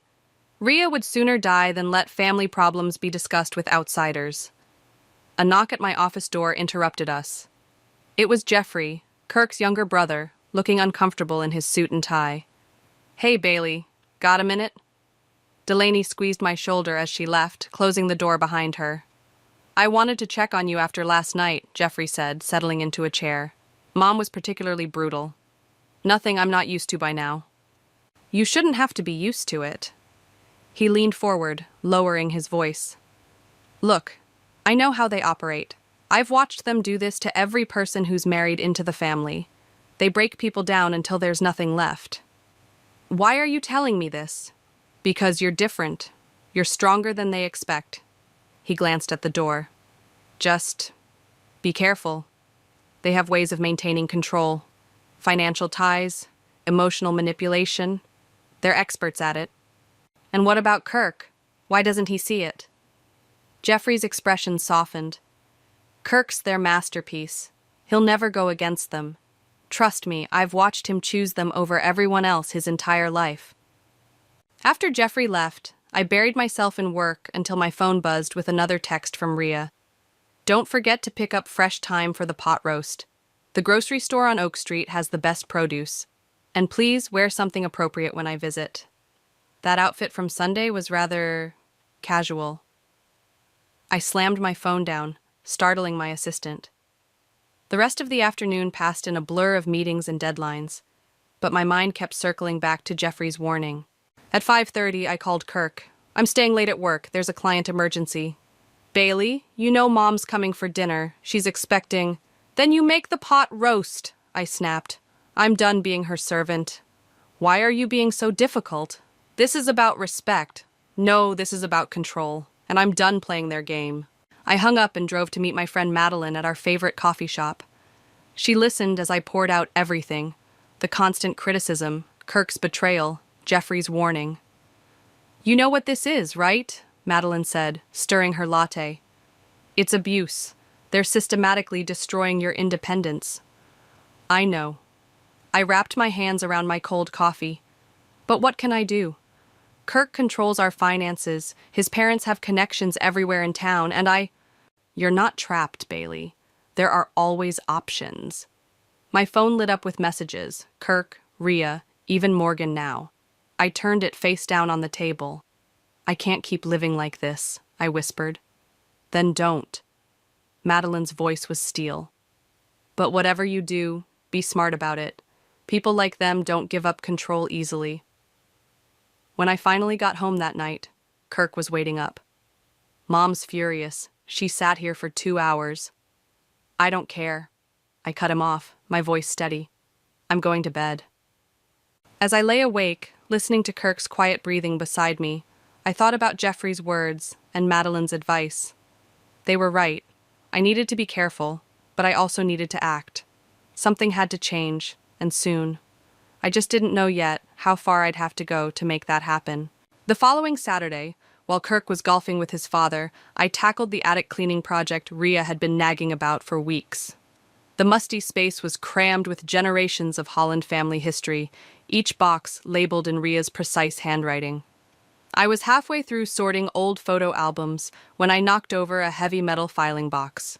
Papers scattered across the floor, and as I gathered them up, a medical document caught my eye.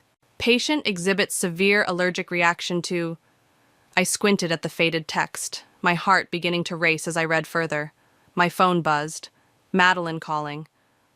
You'll never believe what I just found, I said, still staring at the papers. Tell me over lunch. I'm outside your house right now. 20 minutes later, we sat in a quiet corner of a cafe across town, the medical records spread between us. So both Rhea and Morgan are allergic to shellfish? Madeline asked, examining the documents. Severely allergic? According to these records, yes. But look at the dates. These are from years ago. And here's the weird part. There's a whole file of legal documents about keeping it quiet. Something about a business deal that fell through because of it. Their perfect image, Madeline mused. They couldn't let anyone know about a weakness. Exactly. Kirk never mentioned this. I've watched Rhea refuse seafood at restaurants, always claiming she simply doesn't care for it. Information is power, Bailey. Madeline's eyes met mine, especially with people like them. I gathered the papers carefully. I need to think about this. Just be careful. Whatever you're planning. I'm not planning anything, I said quickly. Too quickly. Back home, I was hiding the documents in my home office when Kirk returned from golf. What are you doing in here? He asked, making me jump. Just organizing some work files. I turned to face him, keeping my voice steady. How was golf? Dad's trying to convince me to take over as CEO when he retires next year. Kirk loosened his collar. Says it's my duty to the family. And what do you want? What I want doesn't matter. Family comes first, you know that. I watched him walk away, remembering the bright-eyed man I'd fallen in love with 2 years ago. Where had that person gone? My phone buzzed with a text from Jeffrey. Need to talk. Important. Coffee tomorrow? We met early Sunday morning at a small cafe downtown, far from his parents' usual haunts. They're planning something, Jeffrey said without preamble. I overheard Mom and Dad talking about putting you in your place once and for all. What does that mean? They want Kirk to make you quit your job. They're going to pressure him to get you pregnant, trap you in their world completely. He leaned forward. They've done it before, to our cousin's wife. She had a breakdown and left town. My hand shook as I set down my coffee. Kirk wouldn't he? You've seen how he is with them. I thought about the medical records hidden in my office. What if someone had information about them? Something they wanted to keep secret? Jeffrey's eyes narrowed. Be careful, Bailey. They destroy people who threaten them. They're already destroying me. Back home, I pulled out the medical records again, spreading them across my desk. My marketing brain kicked in, analyzing angles, possibilities, consequences. My phone lit up with Ria's name. Dinner at our house tonight. Wear something appropriate this time. I was about to decline when another text came through. We need to discuss your role in this family. A plan started forming in my mind. I texted back, of course, I'll bring dessert. That afternoon, I met Delaney for a quick coffee break at work. You seem different today, she observed, more focused. I found something, I said quietly. Something that might give me leverage. Against the in-laws? She lowered her voice. What kind of leverage?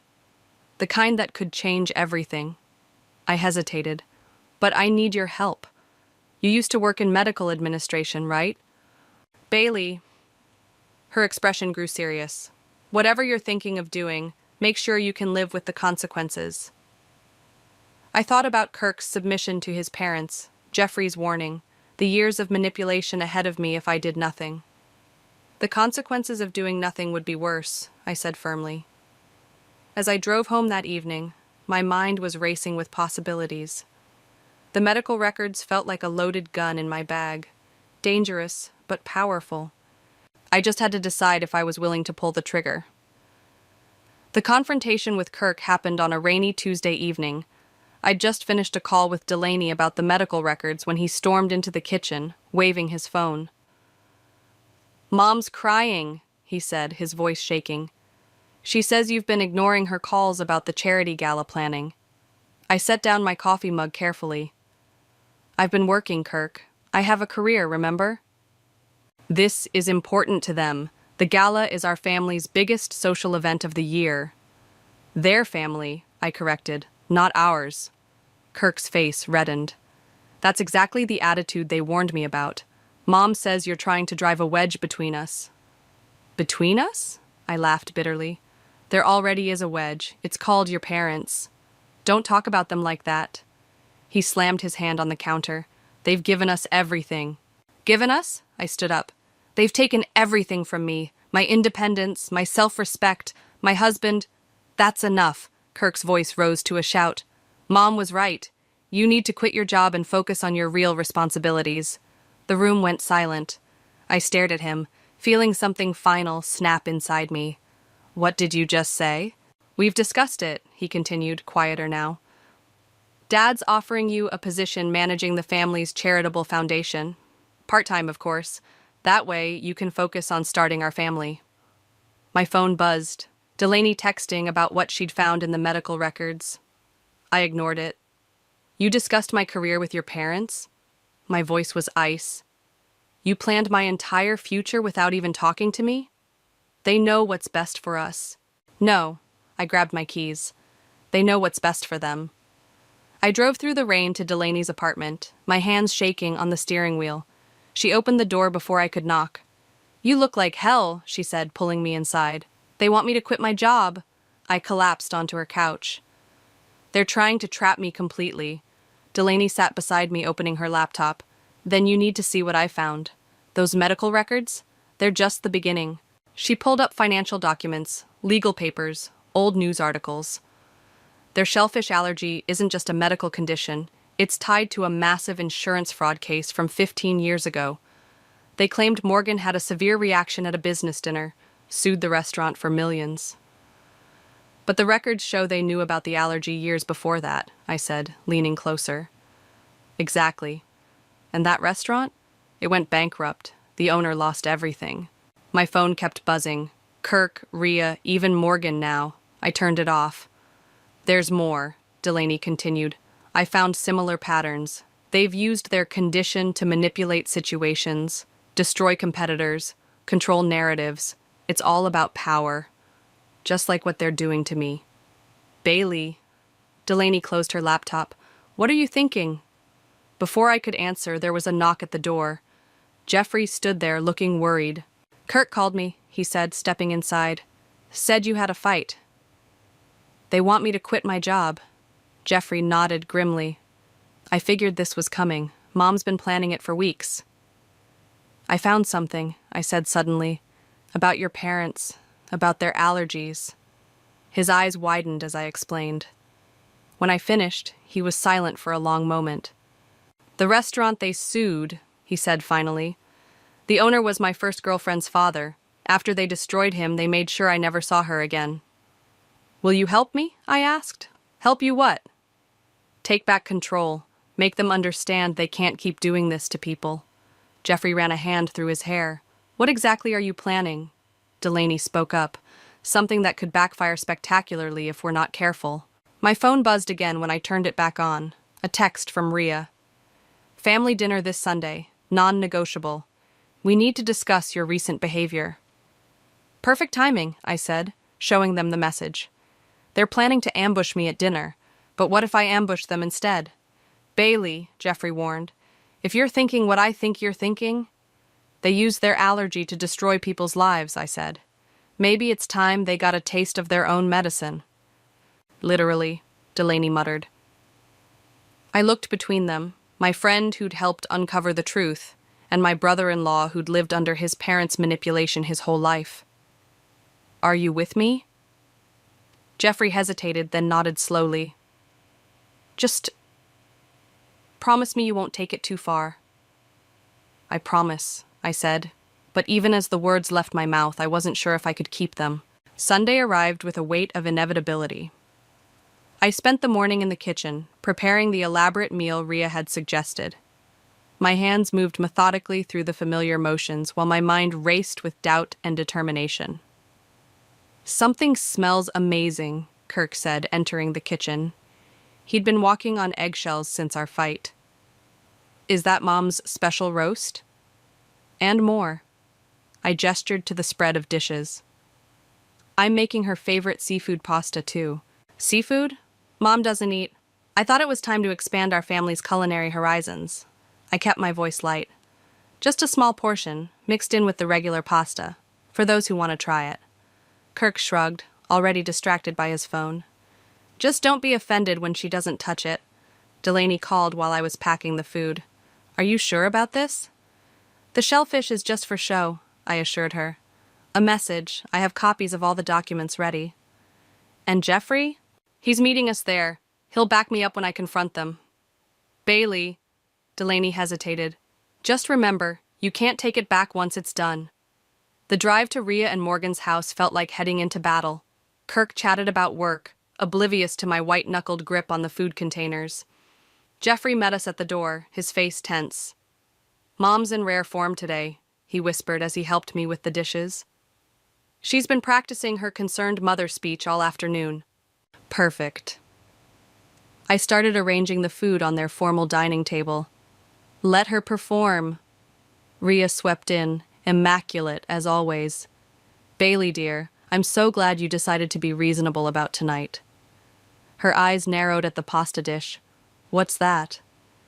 Just trying something new, I said sweetly. I've been experimenting with different recipes. Morgan joined us, drink in hand. Smells interesting, not your usual fare. That's the point, I smiled. Time for some changes, don't you think? Everyone settled around the table, Rhea and Morgan at the heads, Kirk and Jeffrey on one side, me alone on the other. The power dynamic wasn't lost on me. "Before we eat," Rhea began, folding her hands, "we need to discuss your recent behavior, Bailey." "My behavior?" I served myself some pasta. "Please elaborate. Your attitude, your resistance to family traditions, your career obsession." Rhea's voice dripped with rehearsed concern. "We're worried about you, dear." "Actually," I set down my fork, "I've been worried about you too." "Oh?" Morgan raised an eyebrow. I reached into my bag and pulled out the first document. "Particularly about your health issues, the ones you've kept secret for so long." The color drained from Rhea's face. Morgan set down his glass too quickly, splashing wine on the pristine tablecloth. "What are you talking about?" Kirk asked. "Show them, Jeffrey." Jeffrey pulled out his phone, displaying the old news article about the restaurant lawsuit. "Remember the Riverside Grill, Dad? The owner whose life you ruined?" "That's enough," Morgan snapped. "No, it's not." I laid out more documents. "I have everything. The insurance fraud, the lawsuits, the pattern of destroying people's lives using your secret condition as a weapon." "Bailey," Kirk started, "what are you doing?" "Showing you who your parents really are." I pushed the seafood pasta toward Rhea. "Would you like some, Mother? Or should we discuss how you've used your shellfish allergy to manipulate and destroy people for years?" The silence was deafening. Rhea's hands trembled as she stared at the documents. Morgan's face had turned an alarming shade of red. "You ungrateful little," he began. "Careful," I cut him off. "The documents are already with my lawyer. One word from me, and everything goes public." "You're bluffing," Rhea whispered. "Try me." I stood up. "I'm done being your puppet, done watching you control and manipulate everyone around you. This ends now." "Kirk," Morgan turned to his son, "control your wife." But Kirk was staring at the restaurant article, his face ashen. "Is this true? Did you really destroy that family just to win a lawsuit?" "We did what was necessary," Rhea said stiffly, "for the family." "The family?" Jeffrey laughed bitterly. "You mean for your power, your control." I gathered my things, my heart pounding but my voice steady. "Here's what's going to happen. You're going to back off. No more interference in my career, my marriage, my life, or everything comes out." "You can't prove any of this," Morgan blustered. "Want to bet your reputation on that?" I walked to the door, then turned back. "Oh, and the pasta? It's regular. But watching you squirm? That was the real dish I served tonight." As I left, Jeffrey followed me out.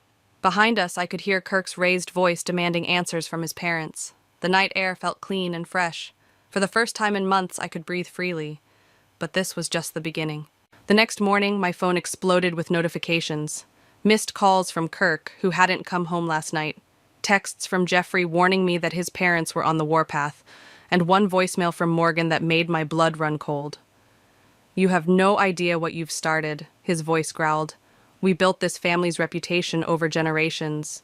We won't let some outsider destroy it." I played the message for Madeline over breakfast at her place. "Sounds like a threat," she said, pushing her coffee aside. "Maybe we should call the police." "And tell them what? That my in-laws are mad I exposed their secret allergy?" I shook my head. "No, we stick to the plan." My phone buzzed again, Kirk calling. I answered on speaker. "Where are you?" His voice was ragged. "We need to talk."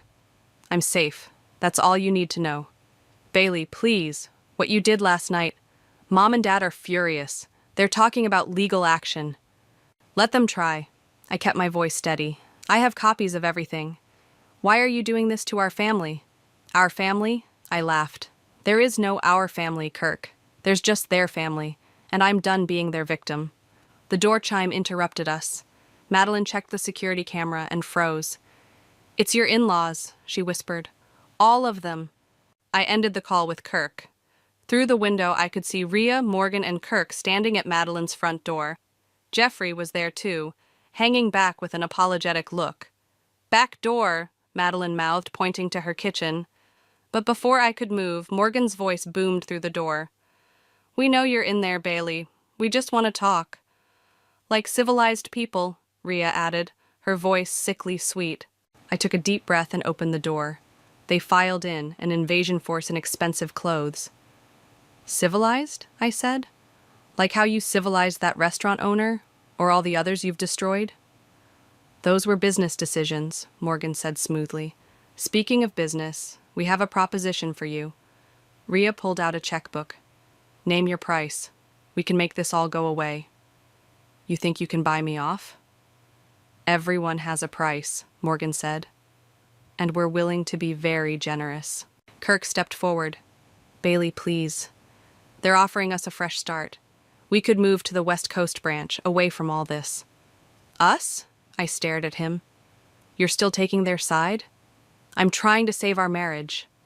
Our marriage was over the moment you chose them over me. The words hurt, but they felt true. I don't want your money. I want justice. Morgan's facade cracked. Justice? You want to destroy everything we've built because we hurt your feelings? No, I pulled out my phone. I want to expose you because of this. I played a video Jeffrey had sent me last night. Security footage from the restaurant they'd sued, showing Rhea and Morgan calmly eating shellfish just weeks before their tragic accident. Where did you get that? Rhea whispered. The owner's daughter kept everything, Jeffrey said quietly. She gave it to me last night. You helped her? Kirk turned on his brother. Your own family? This isn't family, Jeffrey shot back. This is toxic control dressed up as tradition. Morgan stepped toward me, but Madeline moved between us. I have a security system and cameras everywhere, she warned. Don't try anything stupid. You're making a mistake, Rhea said, her voice trembling. We can make your life very difficult. More difficult than you already have? I held up my phone. One click and this goes to every news outlet in the state. Your choice. The room crackled with tension. Kirk looked lost, Jeffrey determined, Madeline ready for anything. But it was the fear in Rhea and Morgan's eyes that told me I'd won. What do you want? Morgan finally asked. Complete independence. No interference in my life or career. And you're going to quietly pay back every person you've destroyed with your little allergy scam. That's blackmail, Rhea hissed. No, that's karma. They left one by one, first Morgan and Rhea, then Jeffrey with a quiet, I'm proud of you. Kirk lingered at the door. Is this really how you want to end things? He asked. I thought about the bright-eyed man I'd married, now replaced by this stranger who couldn't see past his parents' manipulation. You ended things long ago, I said softly. You just didn't tell me. After he left, Madeline hugged me tight. Are you okay? No, I admitted. But I will be. My phone buzzed with a text from Jeffrey. They're already calling their lawyer. This isn't over. I smiled grimly. Good, I texted back. Because neither am I. The law office was cold and sterile, matching the expressions of everyone around the conference table. Rhea and Morgan sat rigidly on one side with their attorney, while Kirk slouched beside them, avoiding my eyes. Jeffrey had chosen to sit next to me and my lawyer, making his allegiance clear. Let's begin, Morgan's attorney said, spreading documents across the table. My clients are willing to be generous, despite the circumstances. My lawyer, Sandra, a sharp-eyed woman Delaney had recommended, smiled thinly.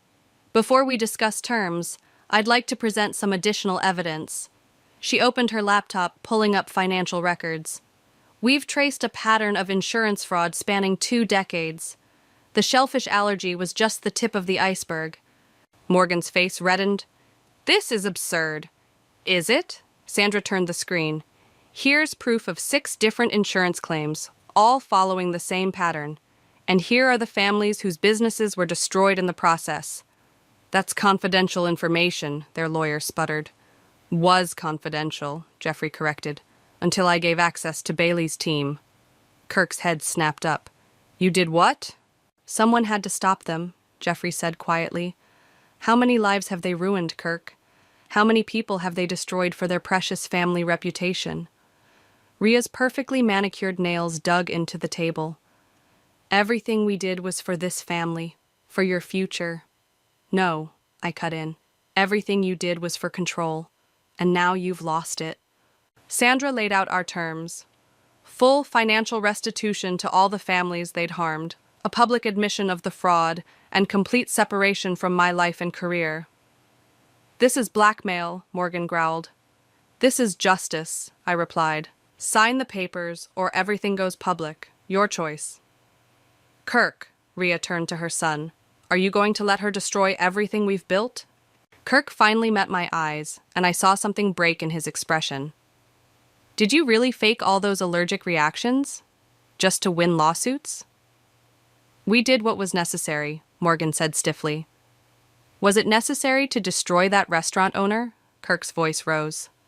"To drive him to bankruptcy? His daughter was my first love, did you know that? We were protecting you from an unsuitable match," Rhea sniffed. "Like you protected me from Bailey?" Kirk stood up suddenly. "I can't do this anymore. I won't." The room fell silent. Kirk walked around the table to stand beside me. "I'll sign whatever divorce papers you want," he said softly. "I'm sorry it took me so long to see the truth." "Kirk!" Rhea's voice cracked. "Don't you dare!" "Enough, Mom." Kirk's voice was firm. "It's over. Sign their papers." Morgan's lawyer reviewed the documents, whispering urgently to his clients. Finally, Morgan reached for the pen. "You've won," he said bitterly, scrawling his signature. "I hope you're happy." "This isn't about winning," I replied. "It's about making things right." As Rhea signed, her hand trembling, Jeffrey pulled out his phone. "I've already contacted the first family you destroyed. They're eager to hear your apology." "You're all traitors," Rhea hissed, but her voice shook. "No, Mom," Kirk said. "We're finally being honest." After the papers were signed, we filed out of the office. In the hallway, Kirk touched my arm. "I know it's too late for us," he said, "but thank you for showing me the truth." I nodded, unable to speak. Jeffrey hugged me tightly. "You did it," he whispered. "You actually did it." Outside, Madeline and Delaney were waiting. They'd been my rocks through everything, and now they rushed forward to embrace me. "Is it done?" Delaney asked. "It's done." I held up the signed agreements. "They'll pay back everyone they hurt, and they'll never interfere in my life again." "What about Kirk?" Madeline glanced back at the building. "He finally chose the truth," I said. "It's a start." My phone buzzed with a text from the restaurant owner's daughter. "Thank you for bringing this to light. Dad can finally have peace." As we walked to our cars, I heard Rhea's voice behind me. "You'll regret this, all of you." I turned back one last time. "No, Rhea, the only regret here is that it took so long to expose the truth." Jeffrey and Kirk stood shoulder to shoulder, watching their parents drive away. The family they'd known was gone, but maybe something better could grow from the ashes. "Drinks," Madeline suggested. "I think we all need one." "Yes," I said, feeling lighter than I had in months. "But first, I need to make a few calls. There are some families who deserve to hear the good news." The setting sun painted the sky in shades of hope, and for the first time in forever, I felt truly free. The doorbell rang as I was packing the last of Kirk's things into boxes. Jeffrey stood on the porch, holding up a bottle of wine. "Thought you might need this," he said, stepping inside. "Just got word from the lawyer. Mom and Dad made their first restitution payment to the restaurant family." "How are they taking it?" "About as well as you'd expect." He helped me seal a box. "They've basically locked themselves in their house. The country club crowd isn't exactly welcoming since the truth came out." My phone buzzed. A text from Kirk. "Signed the divorce papers. They're filed. Thank you for waking me up." "You okay?" Jeffrey asked, noticing my expression. "Yeah, just..." I showed him the text. "It's strange. I thought this would feel more like an ending." "Maybe it's a beginning." He opened the wine. "Did you see the local news? They're running a story about Mom and Dad's charitable donations to all the families they hurt." "Charitable donations?" I laughed. "Is that what they're calling court-ordered restitution now?" The doorbell rang again. This time it was Madeline and Delaney carrying takeout. "We come bearing comfort food," Madeline announced. "And news," Delaney added. "Remember that promotion I mentioned? The position's yours if you want it. No family connections needed, just your talent." I hugged them both. I can't believe how much has changed in just a few weeks. "Speaking of change," Jeffrey said, "I got an interesting call today. Remember Kirk's old girlfriend, the restaurant owner's daughter? She's moving back to town. Really? I handed out wine glasses. How's that going? We're having coffee next week. He blushed slightly. Just to catch up. The doorbell rang a third time. My heart stopped when I saw Rhea through the peephole. What do you want? I asked through the door. To talk, alone. I looked at my friends, who all nodded encouragingly. We've got your back, Delaney whispered. I opened the door. Rhea looked smaller somehow, her designer outfit slightly wrinkled, her perfect makeup showing cracks. May I come in? I stepped aside, letting her enter. She flinched slightly, seeing everyone there. I'll be brief, she said, her voice lacking its usual authority. I've been thinking about everything. That must be new for you, Jeffrey muttered. I deserve that. She twisted her hands together. I deserve all of it.